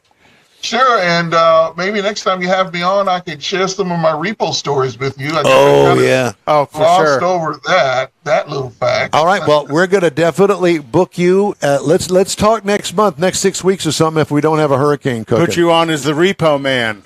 Hey, I got plenty of stories to tell, and I'd be happy to do it. We look forward to it. Thanks again, David.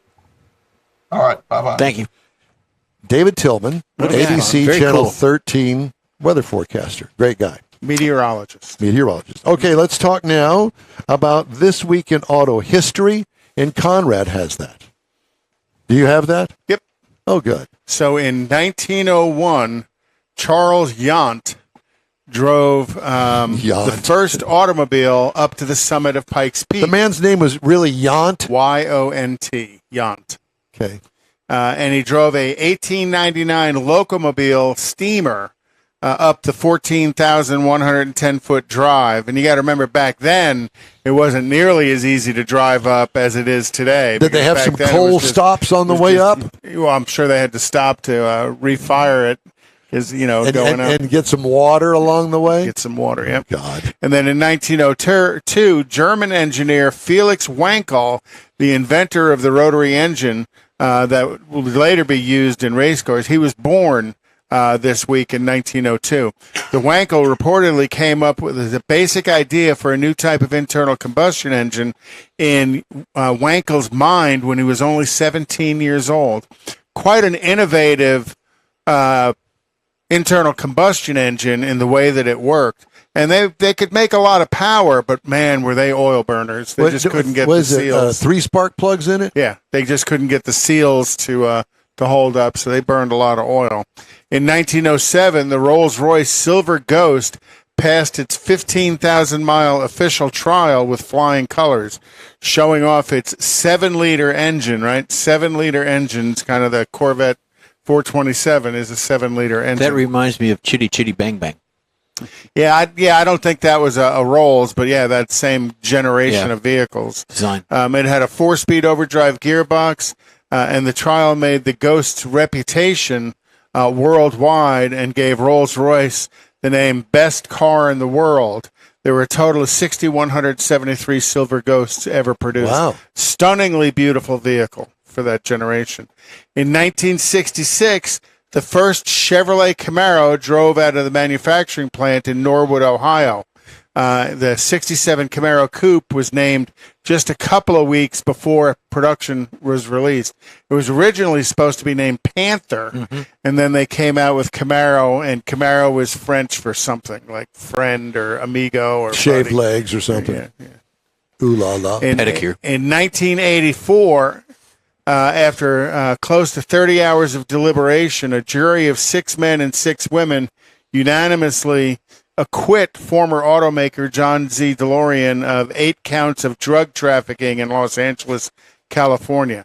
The Detroit native and son of an auto worker, DeLorean began working at Packard Motor Company as an engineer in 1952, and he rose quickly at Packard, and later he went to General Motors in 56, and at GM he worked for Pontiac, introducing GTO. Both the GTO, the Grand Prix, and the Firebird while he was at Pontiac. Brilliant man. And then moved on to Chevrolet and introduced the Vega.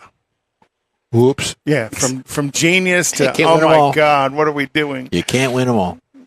And then in 1991, this week, Mazda Motor Company announced it planned to enter the luxury car market with the Amati. After several other high-end brands. Oh my God! I completely forgot about that. You know, and do you ever drive? Did you ever have one? No. Yeah, they weren't anything They were ugly. super wowie, but the Amati was Mazda's version of a luxury car. And you think about back then in '91, you know, you had Toyota kicked off Lexus, Infiniti, or Nissan kicked off Infiniti. Now you have Hyundai has kicked off Genesis, and the success of some of those other upper luxury brands from those Asian imports are pretty successful. Lexus. Pretty successful car divisions. Yeah. Amati was a bomb. You know. Yeah. So, and that's it. Back to you, Don. Well, you know, it's funny because Honda did Acura. Yep. And they did okay. I thought Honda did wonderful with Acura. The problem with Acura was it was known as the Legend and the Integra. They weren't known as the Acura Legend or the Acura Integra, even though they were. The brand name of the model line became more important than Acura. You know, it's funny because when the marketing comes down to it, you think about the way that Japanese have a different perspective of marketing things, and it's not all been great. Yeah, well, tell that to Bud Light. Shall we move on now? Yes, please. Yeah, let's transition to something else. Good clip. Kia America continues to chip away at updating its large pool of vehicles targeted by thieves, following viral social media videos demonstrating how they can easily be hotwired. Automaker staged a mobile service event in Atlanta for owners whose cars have been impacted by the crime wave. Of the 4.5 million Kias on the road without engine immobilizers, only 3.2 million are eligible for the patch because they have internal alarm systems, which is what the update enhances. Hyundai vehicles have been part of the crime wave as well. 4.5 million Hyundai vehicles on the road without immobilizers.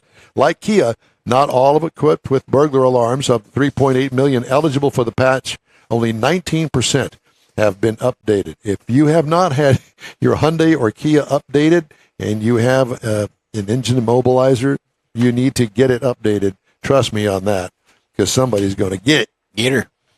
Take it on a joyride. I mentioned this last year. I'm going to mention it again because I think that it's important that we keep up with this. A hypothetical 10-day strike against the Detroit 3 by the United Auto Workers would result in more than $5 billion in economic losses, according to the analysis from Anderson Economic Group.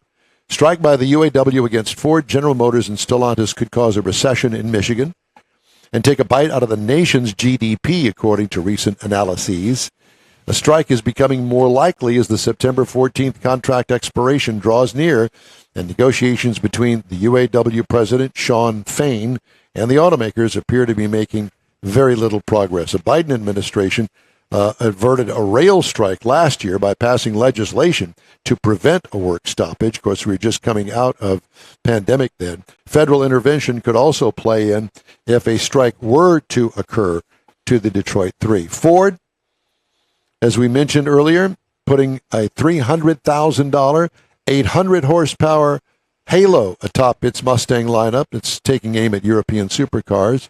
The Mustang GTD, revealed Thursday evening, billed as the most powerful street machine legal pony car ever, and is based on the Mustang GT3 race car that will return to Le Mans. Ford says the car was entirely designed for performance. It's a race car. All right. Just a couple other things about this week in history. 54 years ago was Woodstock. This week. And then also 30 years ago, Robin Ventura got 6 hits in 1 inning against Nolan Ryan.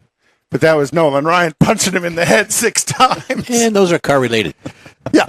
The Ed Wheel Time Car Talk Show continues after a quick break. Stay with us. The original group of Lupi Tortilla Restaurants will have you telling your family and friends just what the original recipes mean when it comes to the best fajitas in Southeast Texas. Founder Stan Holt invites you to visit the original Lupi Tortilla near I-10 and Highway 6. Here's the original house that inspired the design of all the rest and the original charm that helped make Lupi Tortilla the go-to destination for Houston Tex-Mex. Speaking of original, nothing can compete with the original lime pepper marinade that everyone will agree makes Lupi Tortilla award-winning beef fajitas the best anywhere. Lupi Tortilla Katy is another location that gives you the same quality and service Houstonians have come to expect at Lupi's. It's located just off I-10 and the Grand Parkway at Kingsland Boulevard in Katy. Find yourself in Aggieland? Head to the Lupi Tortilla in College Station, located just around the corner from Kyle Field. It's a great place to enjoy those famous frozen margaritas before or after the game. Headed east to Louisiana, stop in at the Lupi Tortilla in Beaumont. It too's on I-10. You can't miss it. The original group of Lupi Tortilla restaurants invites you in for the best Tex-Mex anywhere. You own a car you love. Well, why not let Gulf Coast Auto Shield protect it? Houstonian John Gray invites you to his state-of-the-art facility to introduce you to his specialist team of auto enthusiasts. We promise you'll be impressed. Whether you're looking to massage your original paint to a like-new appearance, apply a ceramic coating, install a paint protection film, nano-ceramic window tint, or new windshield protection called ExoShield, Gulf Coast Auto Shield is where Houston's car people go. Curbed your wheels? Instead of buying new, why not have them repaired? How about a professionally installed radar detector? Gulf Coast Auto Shield does that too. Get a peek inside the shop and look at the services offered by getting online and heading to gcautoshield.com. Better yet, stop by their facility at 11275 South Sam Houston Tollway, just south of the Southwest Freeway, and get a personal tour. Gulf Coast Auto Shield is your place to go for all things exterior. Call them today, 832-930-5655 or gcautoshield.com. The award-winning In Wheel Time Car Talk Show is available on the most popular podcast channels out there in 30-minute episodes. We realize our 3-hour live show can be difficult to catch in its entirety, so now you can listen every day to a convenient, fresh 30-minute episode. Check us out on Apple Podcasts, Spotify, Google Podcasts, Amazon Music, and Audible, along with a dozen more.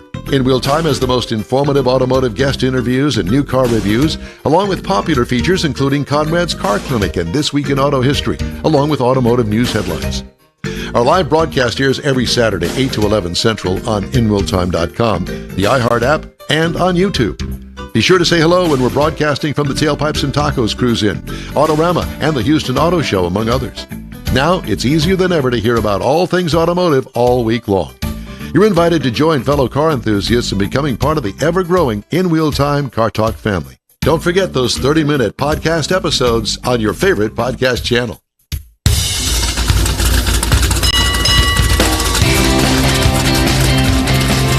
From the Sugar Shack World Headquarters, it's the In Wheel Time Car Talk Show. Just ahead, the Emmons brothers. One of them, anyway, Jerry, from the Emmons Autoplex in Webster. We're going to talk about the used car market. In the market for a used car, well, these guys have got their fingers on the pulse of the used car market, and they're going to tell us all about it. Conrad has the racing calendar and the car clinic, and later we discuss the stories making automotive news headlines this week. Stay with us for hour number 3 of the In Wheel Time Car Talk Show. Howdy, along with David Ainsley. That's David Ainsley. Mike Out of This World Mars is still under the weather, COVID-ridden. But we also have with us today in the studio, live and in living color, ladies and gentlemen, King Conrad DeLong, and the always ever popular Jeffrey. We need more Jeff Zekin. There you go. Thanks so much for joining us today. And you are? I am Donald Duck, and I'm glad to be here. Right. All right, that's Our all. Hall of Fame member. Okay. Yeah, that was 2015. It's okay. You're still in there, aren't you? You're- They Yes, didn't I kick haven't- you out yet. I haven't. You're Yeah, actually in Conrad's head with that. So yeah. You're living Apparently. So, at any rate, that'd be the Texas Hall of Fame. We don't want to Texas Radio Hall of Fame. We don't want to put anything else on it. It's just that that's what it is. But you're- thank you for but you've been noticing. inducted into it. I was. Yes. We're proud to have you there. I'm an inductee. Isn't that what they call it? Yep. An inductee, or a member of. Therefore, They're fine society. yes, David. It's just a vote, so you have to get a lot of your friends to vote for you. Pretty much. That's what he did. And I did actually. He I paid them all $20 a piece. I actually did not. I did not do a thing. I didn't ask anybody to vote for me. I was not involved in that. I was not going to play that game. No. If I don't get in, okay. So I texted Mars to text Mr. Emmons. To remind him. Thank you. I work out with Speedy. Do you? Uh-huh. Y'all go to the same gym? Yeah. Good. He's there 4 or 5 days a week. Nice. And you couldn't get him to call? I don't even have his cell number. Oh, okay. he didn't know it was coming on. Well, Well, Speedy's not coming on. It's Jerry. No, I mean, Yeah, he well, I didn't mean- know the Emmons were coming on. Oh, well, good. Okay. There you go. That's the end of the show. Thanks for calling in. Thank you, and have a pleasant tomorrow. I do have an EV for next week in my segment. There you go. EV, Gary's EV here. part of an EV. Really? What's that? I can't tell it because it's going to be next week's thing. Well, you can tease it. It's tire Not an related. enemy. Tire related EV. There you Tire related EV. So, in other words, take the rubber off the wheel and take the tire off that, and then just have steel on concrete. No, that's not it. Well, that'll get you a lot of Call gas. it Sparky. Uh-huh. Oh, look who's finally showing up. Look at all the Wallies in the background. You know, I've got space Can you back make here. them Can you make them dance? I've got a space for Wally right here. Still waiting on it. Uh-oh, You, he's you know, muted. you have to Gotta unmute. There you unmute go. yourself, sir. There you I go. got you. Okay, that much better. How are you? I'm great. How are you guys? Very well. This is the Jerry Emmons that we were talking about. That was supposed to be with us 5 minutes ago, but it's okay. We don't. Sorry, we don't. guys, we had audio. I was trying to get my microphone to work. And Well, didn't work. you're just fine. So We're glad you joined us. Before we get to the used car market, which is what we teased you with, I want to talk about the NHRA Sportsman Division that you and your brothers race in. And Wonderful. tell me, we have the U.S. Nationals just right around the corner. Speaking of which, when do you leave? We'll leave next Sunday. A week from today. We have everything. Pretty much everything is going along according to plan. We've had a couple of issues. We were supposed to go to the NHRA Nationals in Topeka, Kansas, last week, I believe it was. But we had some trouble with our trailer. We had a blowout a couple of months ago. So we sent our trailer to T&E, which is the manufacturer of our aluminum trailer. Unfortunately, when we had a blowout, it basically blew out the side of the trailer. So that was a pretty expensive Lots of situation. So damage. it's been there for a few months, and it came back in time, but we did have time to get the wrap replaced on 2 of the panels. Did So what was it? Was it a tire failure, or did you just not Yes. change the tire in time and we're running on some Maypops?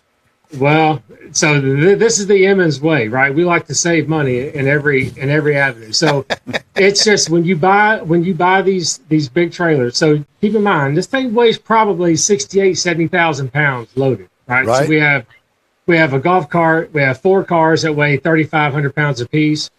Spare engine, a couple of spare transmissions, loaded down with fuel and water, things like that.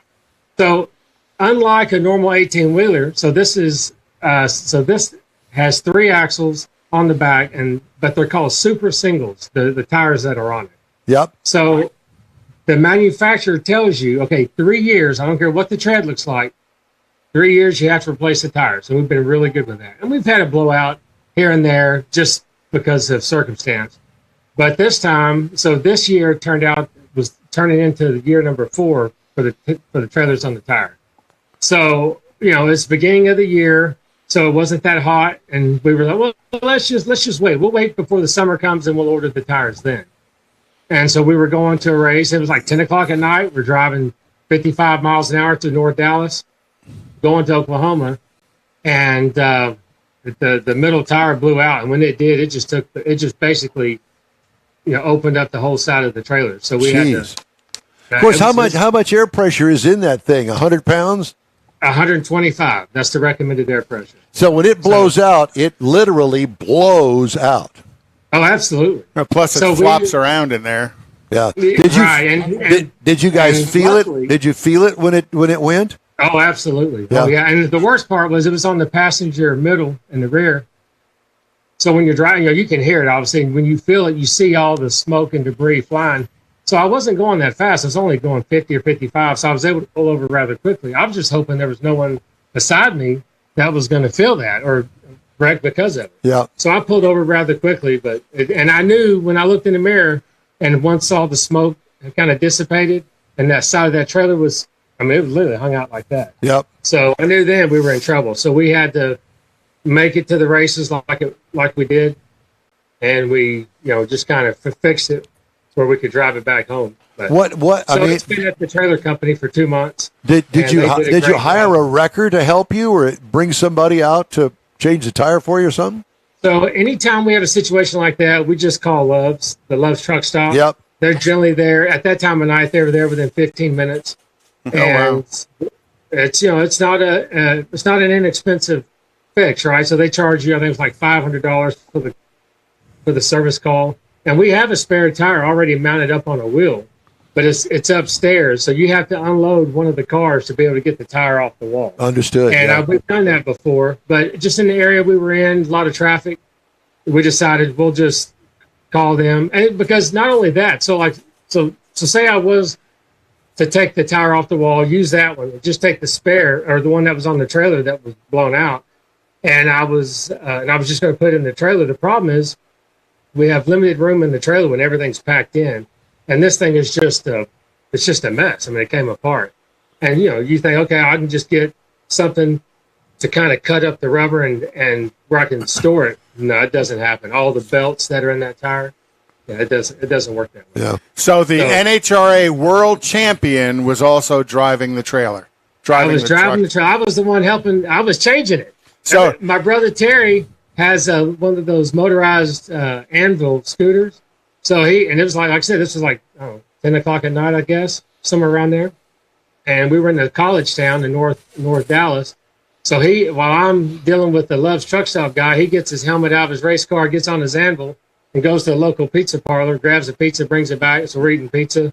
And the Love's Truck Stop guy enjoyed that. He got a free dinner while we're changing the tire. But so I think it was like $500 for the service call, and then they charge us $495 for the tire. And at that point, what are you going to do? You're at their mercy. Get back on the road, work, so. Yeah. Well, at least nobody was hurt and all was good. No, exactly. That's what we were worried about. Now, how are you guys doing in points now with all of your cars? Well, we're doing right now. I'm number one in the NHRA Division 4. So we have been to 0 national events yet. So with the NHRA, and I may have explained this once before, NHRA allows the sportsman guy like us to go to 6 national events and NHRA national events, and you claim your best 3. On the NHRA divisional side, so it's all the little point races that you have to accumulate so that you're eligible to race the NHRA national events. NHRA says, okay, you can go to 8 of those, but you only take your best 5 claimers. So we've done really well. I'm number 1 in the NHRA Division 4 stock points. I have a pretty sizable lead with, I think, 2 races left for our division. We will travel out west because I have 2 more races left I can claim when I go out west. So I'm gonna finish up out there. Fingers crossed, we will win the division.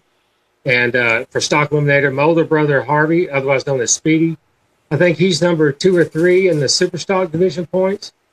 And nationally, we're not really ranked up there yet, just because we haven't been to any national events. So once we start to go to the U.S. Nationals, then we'll go to Dallas National Event, the Vegas National Event, and the Pomona National Event.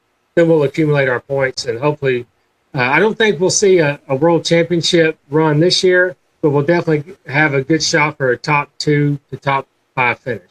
Cool. So, how many cars do you race on a weekend? So I have 4, including myself. There are 4 brothers. So I'll run 2. So generally we'll have 2, 4, 6. We'll have 7 cars there. One brother drives 1. All the rest of them drive 2.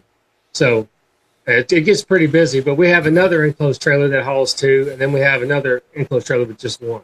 So everyone's driving something to the races. Do they all run in the same class? Mm-mm. Yes, sir. Stock and NHRA stock and NHRA super stock. That's right. Yeah. And do you have they're all 69 Camaros. One of them has a 350 small block with a quadrijet carburetor, like what it came with back in 1969. Yep. The rest of them have 396 aluminum headed engines with a Holley 780. Big blocks.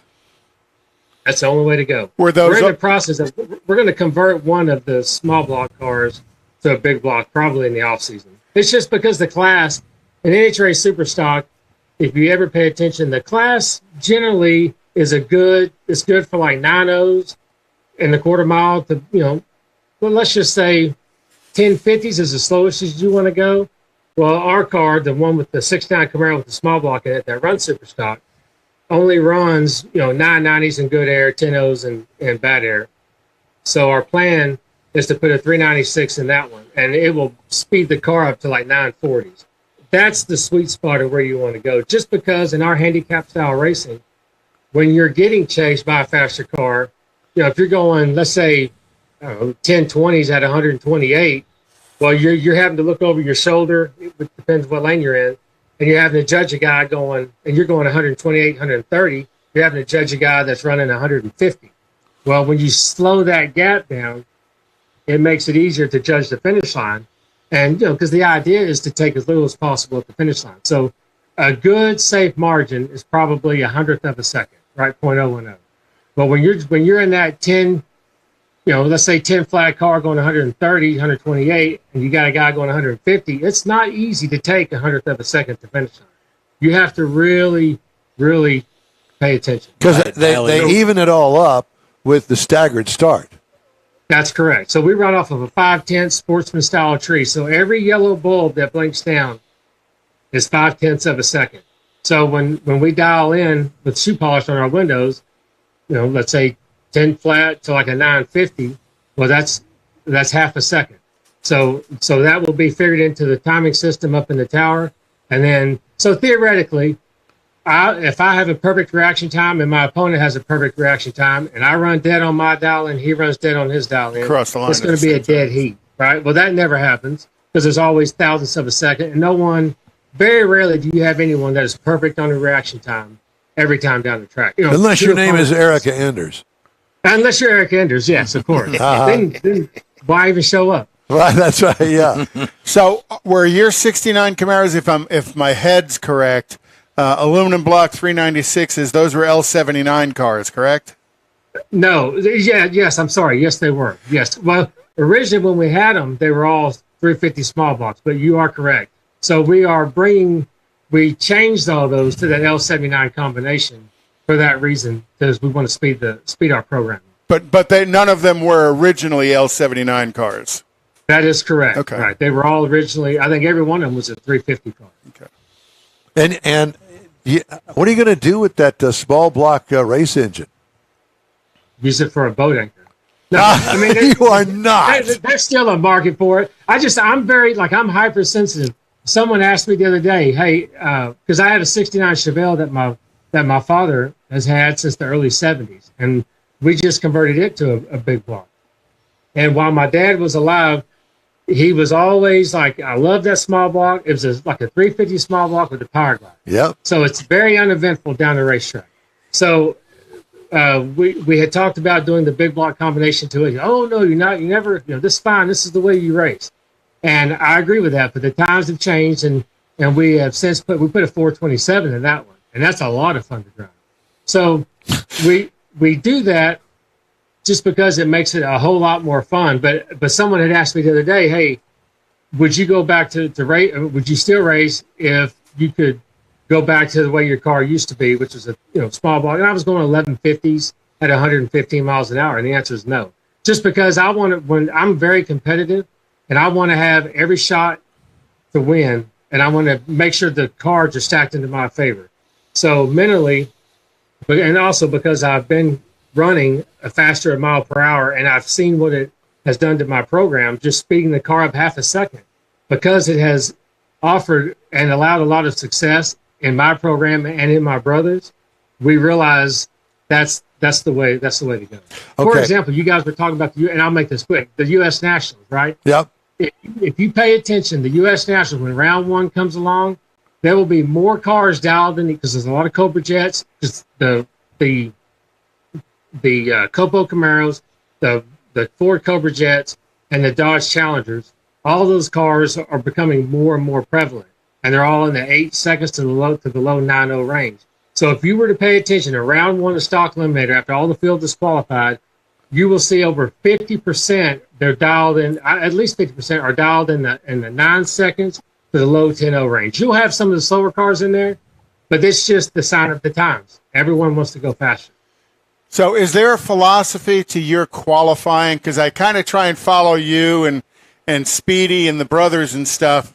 Some of you guys tend to qualify in the middle. Some of you guys tend to qualify a little bit lower, but I'm sure in your car, there's an opportunity for you to qualify top 5, but you don't tend to. So is that a tactic as where you qualify to how you stack in the ladder later down the road? Absolutely. So not all, and that's a great question. So not all of our cars can run like a second under the index, and we don't want to run that fast anyway because the NHRA will penalize you because you're going too fast. Too fast. So because they want to make sure everyone's on the level playing field. So we try to make our cars run 7/10 under the national index. So that's a good safe zone where NHRA is not looking at you and you're still qualifying in a good position. However, not all of our cars are able to go 7/10 under strategically. And when we need to move, sometimes you need to go 0.8 of a second under. Well, it's not easy with the changing of weather conditions. It gets warmer in the afternoon. But we do that so that we don't have to run each other early on during eliminations. So, like two of us will try to go higher, and then the other two will stay down towards the bottom. And as long as we're stacked on top of one another, you can be in different quadrants on the NHRA. They call it the seed ladder, right?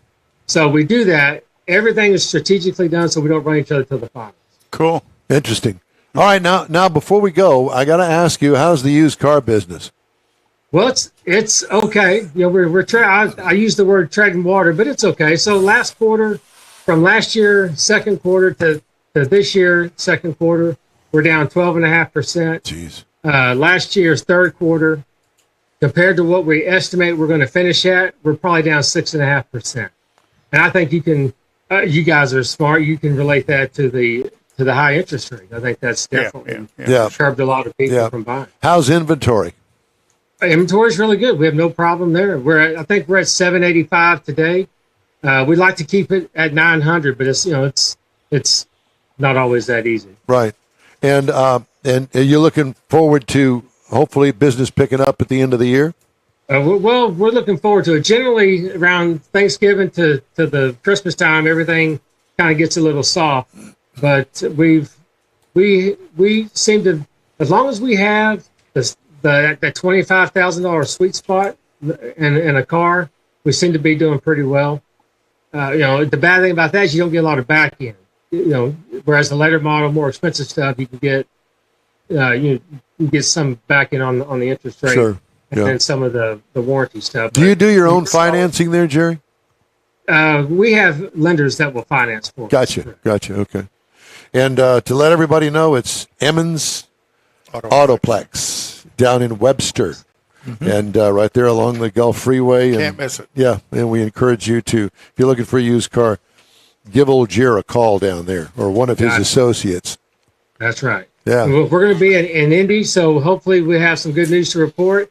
So we're racing for our 50th national event, Wally. And I told you guys before, the next national event we win is going on your right here, baby. Going right here, baby. Woo! We're looking forward to that. We're always rooting for you. Dust off this fall. We're going to have it ready for you. All right. Jerry, hey, man, it's great to talk to you. Thanks so much for joining us today. Tell everybody we said hi down there. And good luck. We'll be pulling for you. I sure will. Thank you, guys. We'll be watching your show while we're out of town. Thank you, brother. Fun. Very cool. Hey, the In Wheel Time race card is sponsored by Texas Nostalgia Modified Production. Conrad has that. So this weekend, NHRA is in Brainerd, and Minnesota at the zoo. And Brainerd is Erica's number 3 at the moment after the second round of qualifying. Yep. Then August 30th through September 4th is the U.S. Nationals that Jerry was just talking about. IndyCar is next weekend. They're at Watkins Glen. NASCAR next weekend is Watkins, or this weekend is Watkins Glen. Oh, my God. Sorry about that. I'm reading my 20s and my 19s. And then Daytona, the second round of Daytona is on the 26th of August.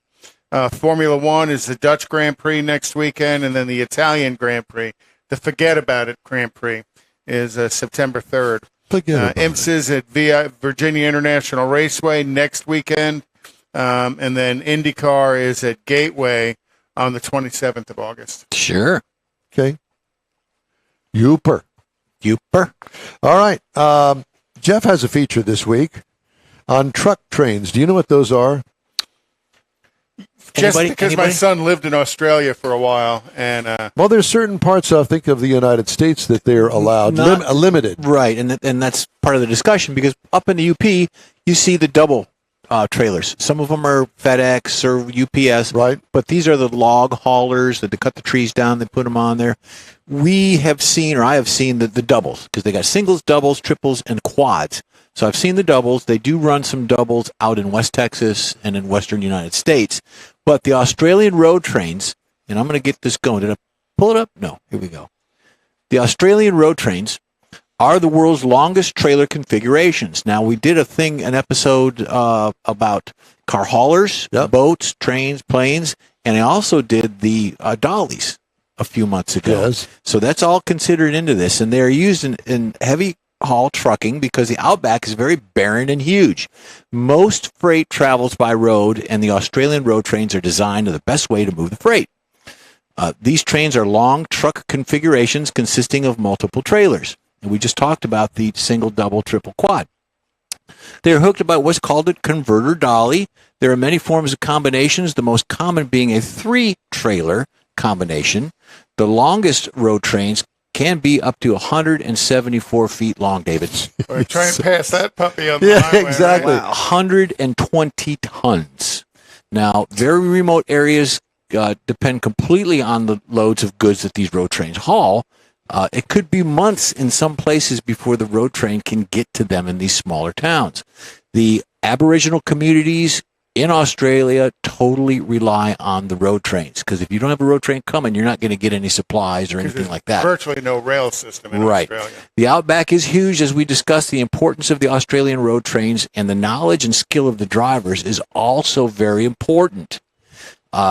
If you're on a road and a road train's coming, the road train has the right of way. You will be off the side of the road if the road train's coming, and they don't stop. Can you imagine trying to break all of that with the brakes? Oh my God! Well, and there is Very a skill carefully. because the roads have been improved, and so have the trucks have been improved to do this. You got to be a skilled person. There are licenses to do this, different than the licenses in the United States to do with CDL and all that other stuff. But there are many hazards of driving. There are people who have died on the roads out there.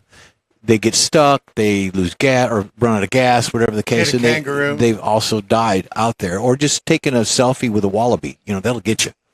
So there have been some improvements of the roads, and the modern trucks are also on improvement. Yeah, noticed a lot of them generally have a pretty big cattle guard in front of them, just because they're not going to be able to react to an animal in the road the way you could with a small. Wonder what kind of speeds they run. They that wasn't in the research I did, but they do haul donkey. They They do haul move. donkeys. Are So they electric? 70 miles an hour top speed, I would imagine. Probably more. Really? Yeah. Well, I guess But there's nothing out there. Austin No. drove through the outback when he went to Queensland from Sydney, and he said there is absolutely nothing. You need to get gas when you see it, because you may be, days There's nothing. away. Yeah, 70 exactly. miles between fuel stations. Exactly. Well, they should be electric. Put a big solar panel on there in the middle of the outback. It's right around the corner, David. David Right just around. solved the whole problem of the Outback. There you go. Absolutely. All right. I did want to remind you that if you'd ever want to get in touch with us, we don't know why you would, but if you did, just call, email info@inwheeltime.com, and one of us will get back with you. Subscribe. That's even better. All of that. Follow, subscribe, Mm-hmm. be one with us. All right. The In Wheel Time Car Talk Show continues right after a quick break. We hope you'll stay with us. The original group of Loopy Tortilla restaurants will have you telling your family and friends just what the original recipes mean when it comes to the best fajitas in Southeast Texas. Founder Stan Holt invites you to visit the original Loopy Tortilla near I-10 and Highway 6. Here's the original house that inspired the design of all the rest, and the original charm that helped make Loopy Tortilla the go-to destination for Houston Tex-Mex.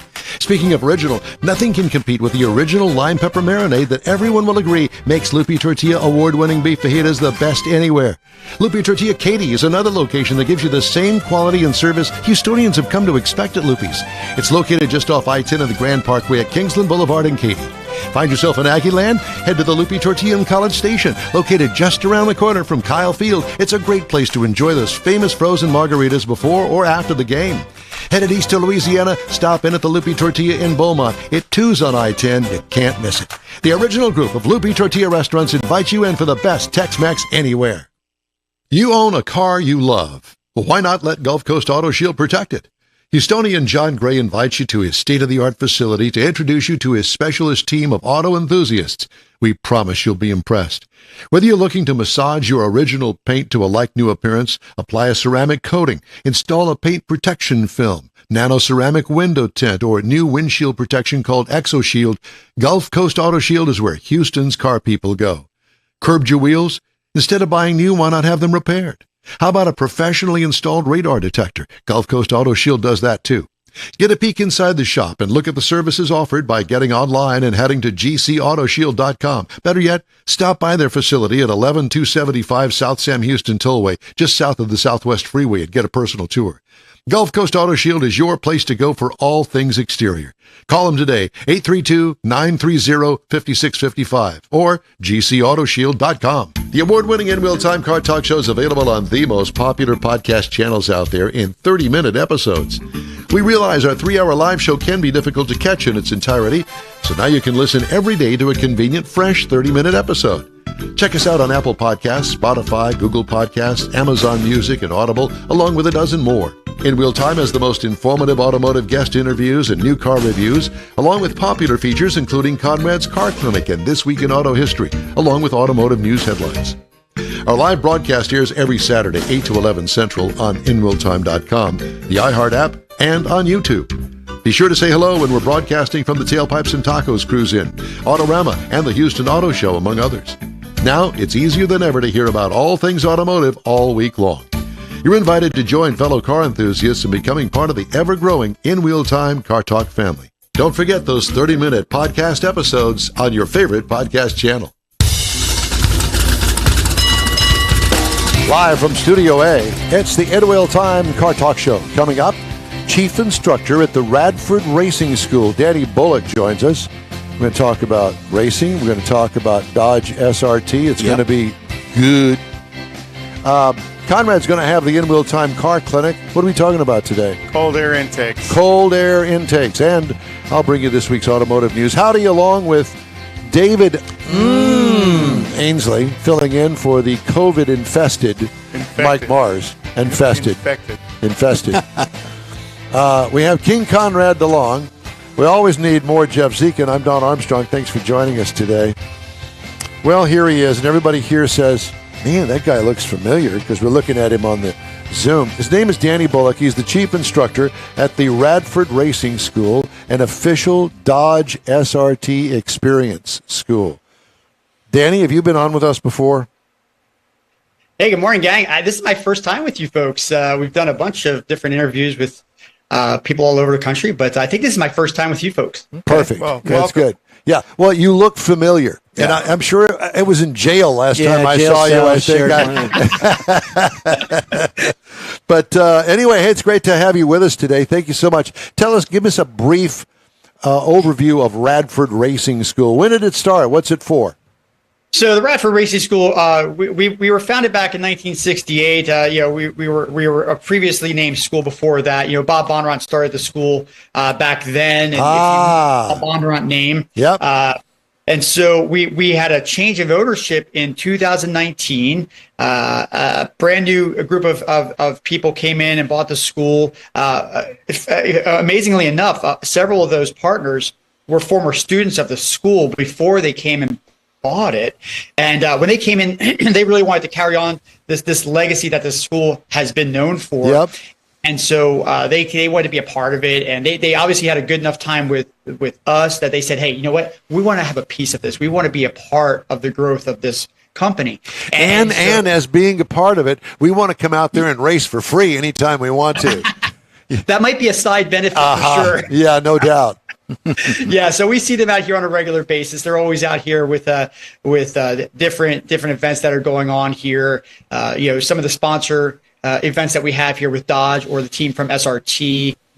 We also have a partnership with the Gary Sinise Foundation, and so we see them out here several times a year, and so they're here with that event as well. And anytime we have any sponsor events, when it's Power Stop Brakes or Shell Gasoline, Pennzoil Fluids, the Goodyear Tire Company, whenever they come out here, the ownership team likes to be a part of that and say hi, because this is a very special place to all of us, and they like coming out and having that face-to-face time with those folks that help support the school. Now you're out there at Wild Horse Pass Motorsports Park, correct? Yep, Chandler, Arizona. Yeah, which is outside of Phoenix. Yeah, we're just 18 minutes south of the airport. It's actually a very quick drive. It's a fantastic, easy ride right down the I-10 to our place here. And a 12-turn, 1.1 mile track course. Yeah, we have a 12-turn, 1.1 mile course, which can be expanded into 1.6 miles and 15 turns, depending on the configuration that we have.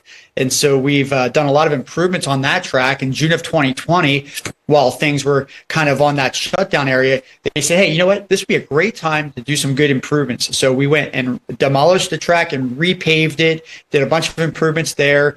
We did a bunch of seal coating. We did some remodeling in the buildings. It was a great opportunity to catch up on those things that the new ownership wanted to do. And they thought it might be a little farther down the road. But then when 2020 happened, they said, hey, you know what? This is a great opportunity. Let's take this window of time to put into effect all those things we want to do, all those projects, so that when we start opening up again, we're full bore. And you also have a drag strip there. Now, is NHRA, the Pro Tour still going through there? So 2023 was supposed to be the last year of NHRA coming down the Wild Horse Pass. That may or may not change. We are working on that right now as we speak, and there's nothing in concrete just yet. But we've been talking with them, and they want to put something on the calendar. So I think it's going to happen. I just can't say for sure. Yeah. Well, we're keeping our fingers crossed because I know that Phoenix, that track out there, it was always on the circuit early on in the season. And there's testing out there all the time. I mean, it's a very active place. If you're into any kind of motorsports, that's the place. Yep. Okay, so let's talk about the connection with Dodge and SRT. Yes. So we started our relationship with the team from SRT back in 2016. When we first partnered with them, we had a fleet of Dodge Vipers here. We had 8 ACR Vipers and 32 Viper GTs with the TA 2.0 package on them. They were phenomenal cars. I mean, just great cars. And then we also, alongside of them, we had the Hellcat Challenger, the Hellcat Charger. We had a whole fleet of different SRT vehicles that we could utilize here at the school. 2 years into the program, we know the Viper was going away. And so they said, we're not going to support the Viper anymore because we're discontinuing it. And so we said, okay, well, look, we got all these Hellcats around here that work awesome. Why don't we just replace those Vipers with those Hellcats and use those as that main vehicle? And we've been using them ever since. I think we've given them some feedback that may have influenced the team to develop the wide body now with the bigger tires underneath it. Yep. And that's what we use. Basically, everything here is wide bodied Challenger or wide bodied Charger. And I got to tell you, these things work fantastic. Dodge will always say, hey, we tout this as our muscle car. But when you see what they do on the track here, you'd be amazed. You would not believe the performance that this car can put going through a corner as well as going down a straight line. And so we utilize 85 SRT vehicles here at the school for everything from our defensive driving courses all the way up to the advanced road racing class for drivers who have prior race experience and they're looking to brush up before their next competition. And then also I'll use those vehicles on the drag strip. We have 5 of the original 2018 Dodge SRT Demons. We've got some new Dodge Demon 170s on order. And when they come here, we're going to be promoting a new class for that car and for the owners of that vehicle. That vehicle is just phenomenal specs, over 1,000 horsepower. I mean, these things come with a parachute. Anybody who takes a class with that car, they're going to be wowed by what that vehicle could do down the drag strip. So we're excited to see that come here pretty soon. But don't you guys also have an agreement or an understanding or some sort of a deal where you buy an SRT Dodge? You're one of those tracks that hey, come on out here. Let us show you how to drive your new car. Absolutely. So the partnership with SRT, the whole purpose behind it for them is that they want drivers to have a little bit more wherewithal and car control knowledge before they start driving these cars on the streets and getting themselves in trouble, right? Because there's so much horsepower, so much torque. And so if you buy an SRT branded vehicle from Dodge, it automatically comes with a free 1-day SRT owners experience program that's already part of the sale. So you buy the car and then you go through a little ownership verification process. Once that's done, we can put you on the calendar, and we have these programs 1 to 2 times a month. And it's a fantastic program. It's kind of a mix of inciting more enthusiasm for the SRT brand, and giving you good, safe car driving skills for when you're out there trying to survive on the streets. And the camaraderie between owners here, I mean, we get upwards of 50 to 80 drivers in a program, and they get here and they look around, they're like, oh my gosh, this is awesome. And it's automatically a brotherhood amongst everybody in that room, because they all have the same enthusiasm for the brand, and they start talking about what they've done to their car, what they want to do to their car, and oh, you live in that area. I'm just an hour away. We got to get together, and it's just, I mean, it's about an hour's worth of them just mingling and bonding together before we even start class, and then we get into the program, and by the time we're done, these folks are so ramped up. It's an amazing time, not only for them, but for those of us that are teaching it too. So I'm just using this as a let's just say that I bought a brand, not brand new, but an SRT that's, let's say, got slightly used. 15,000 miles on it, and I want to come to the school. Now that's going to cost me to go to that school, correct? Yeah, it's going to cost you if the original owner did not take advantage of the program. You have to be the owner. You have to be the original owner to do that. So yeah, if you're a second owner, you'll have to pay for the program. How much does it? How much does that cost? It's $14.99 for the day. $1,500 for the school for the day.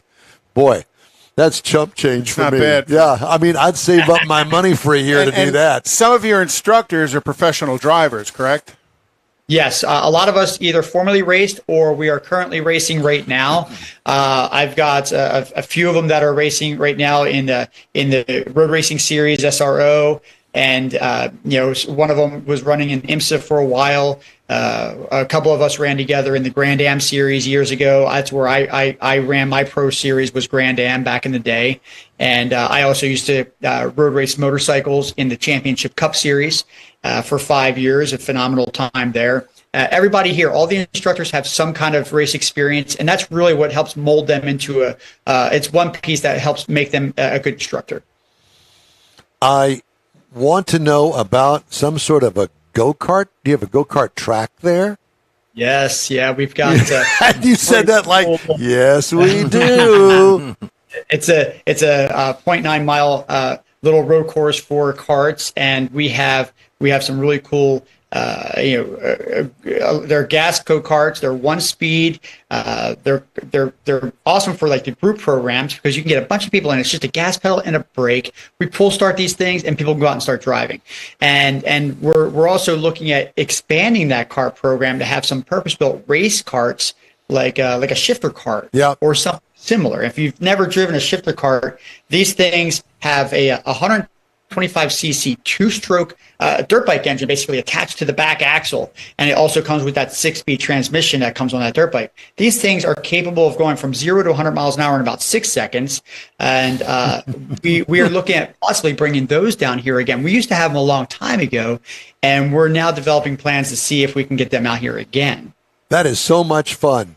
All right, so I've got a 16-year-old daughter. I want to put her in a driving school. I don't know what to do. They've got some around here, but I've heard of Radford / Bondurant, and we've got, Aunt Mary that lives out there in Phoenix. We're going to come visit her.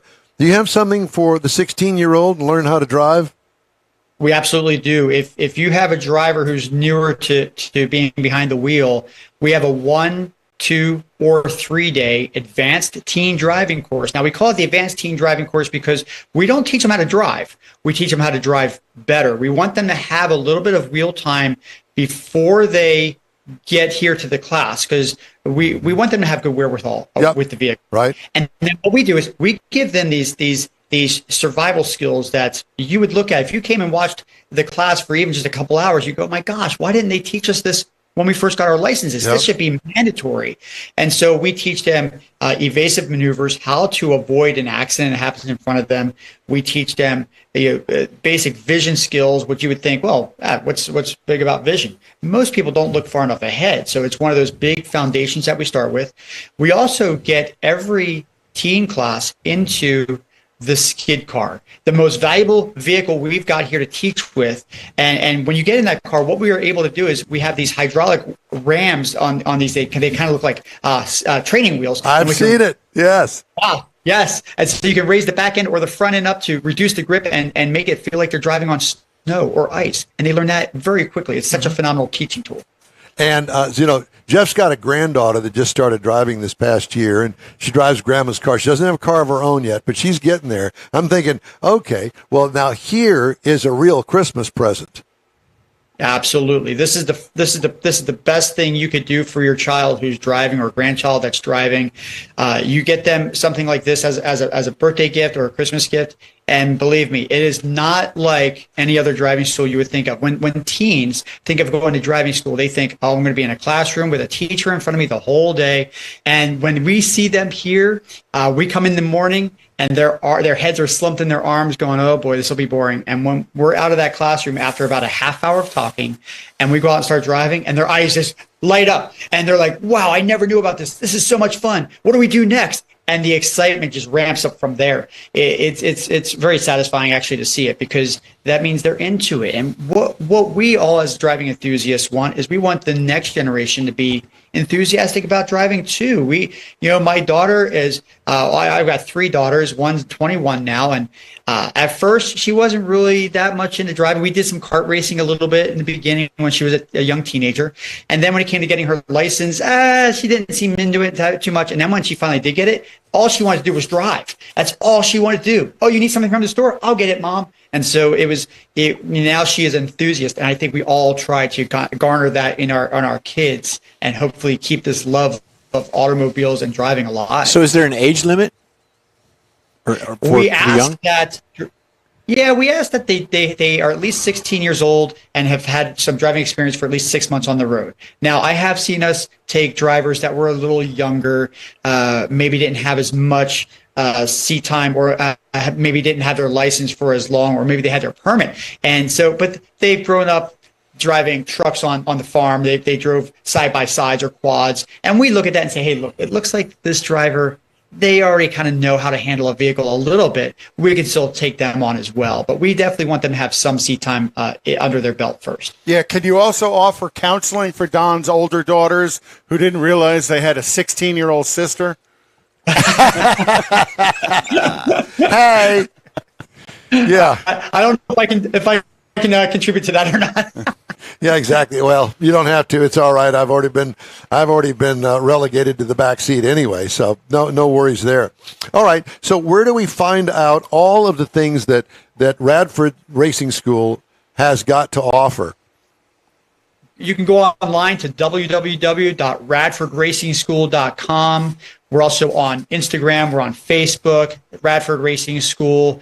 You can find us everywhere online. And if you're in the area, stop down and see us. We're right down the street, right just 18 minutes out of town, downtown Phoenix. So if you find yourself visiting the Phoenix area or have some family, stop on down here. We're at Wild Horse Pass Boulevard. It's called gate number 3. There's 4 gates to the race facility. We're down gate number 3. You'll come down and see all the Chargers and Challengers all brightly colored, and you'll know you're in the right spot. Well, let me just say this. I know that the Bob Bondurant School is no more, but it really is, because he was the one that really started this. And I remember back years and years and years ago, the Bob Bondurant School of Driving or Racing, whatever it was. But that's the one name that stands out to me. And, there's got to be a sense of pride that this is the new version of that, because he was the guy that really brought it all together. The evolution of it. Yeah. You're absolutely right. We're all very proud to be here and be working for the Radford Racing School. A lot of us started our careers under Bob. I took my first racing lesson with Bob when I was 14 years old, and then I came out to Phoenix to start working for him about a dozen years later, and I've now been at the school a little over 25 years. Wow. Well, congratulations to you. It looks like a ton of fun, great information, and a good vacation, that's for sure. You bet. Absolutely. Come on out and see us, gang. We'll see you soon. Danny, thanks again. We'll talk to you again soon. Danny Bullock, Chief Instructor at Radford Racing School, official Dodge SRT experience kind of school. All right, let's move on, get to Conrad's Car Clinic now, shall we? So, we're going to talk today about cold air intakes. We've been talking about engines as air pumps and how they work. Many of factory production cars had cold air intakes. One of the original ones was this one, which was on the Z11 409 in the Chevy Impala. She's real fine, my 409. Yeah. Well, they actually pull the cold air from the base of the windshield, the cowl intake, and that's a factory air intake on that. So, and then the evolution of it as it went through years, that one was 63. Here's a 66 cold air intake, and those big tubes that are coming out of the side, that's on an Oldsmobile W30. Of course it is. Tri-Power, that's got 3 2-barrel carburetors. Nice. And those big tubes actually went to scoops that were mounted under the front bumper. And that's what brought the cold air in. That intake, that air cleaner right there is probably about a $3,000 air cleaner today. So if anybody's got one in their trunk, keep it. And then they evolved. Or on their engine. This is a 68 and 69, the W31.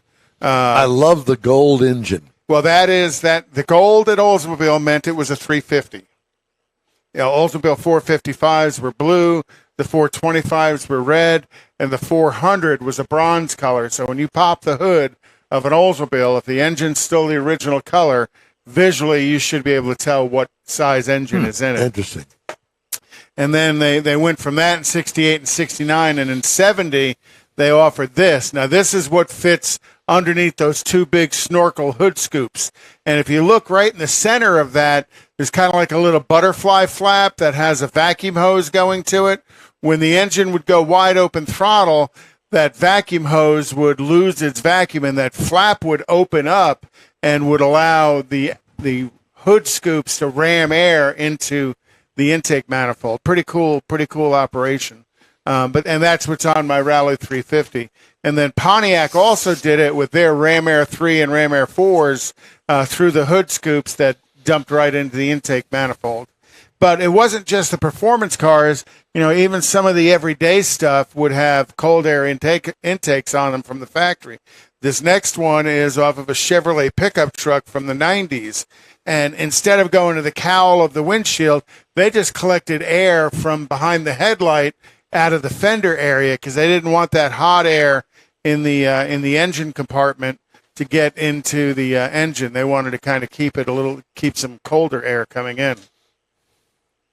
And then in the early 2000s, they changed to this kind of an intake manifold. Now, this still What the hell is that? Well, this still looks like some sort of a gun. Yeah, well, it's still dumped over to the a port in the fender to draw the air in. But you see all those weird little tubes and chambers. Those weird little tubes and chambers were designed to to eliminate the harmonic noise, the droning noise that could be created by an air intake tube. We were talking off the air before about how when we were kids, you just flip the air cleaner on your carburetor and you'd hear that noise. Well, manufacturers didn't want that noise, so they put all these extra tubes and chambers. We want the noise to kind of counterphase that noise, right? And then you talked about your Corvette. Next one is an airbox that again takes air from the fender and dumps it into a cold air box.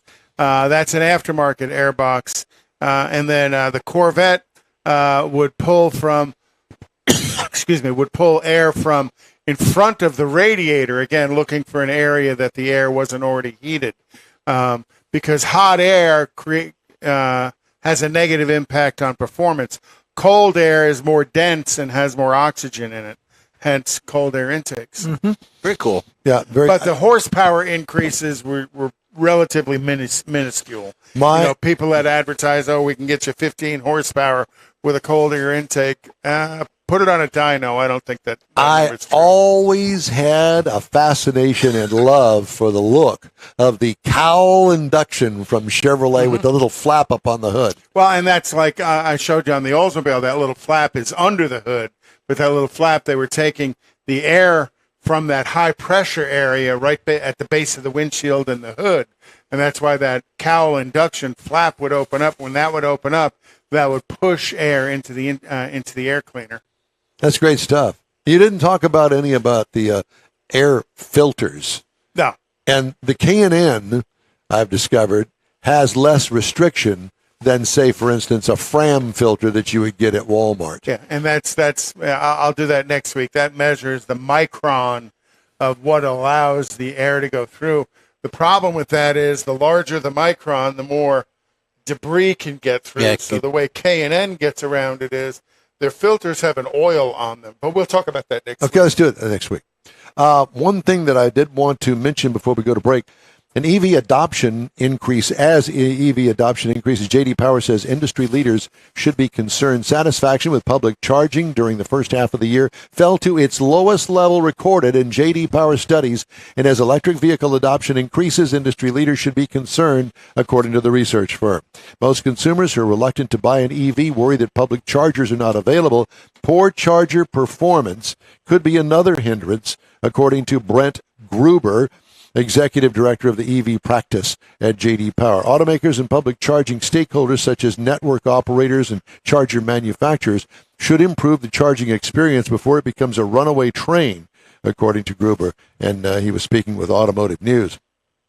Charging satisfaction at both Level 2 chargers and Level 3 chargers declined in nearly every category of the 2023 U.S. Electric Vehicle Experience Public Charging Study released Wednesday.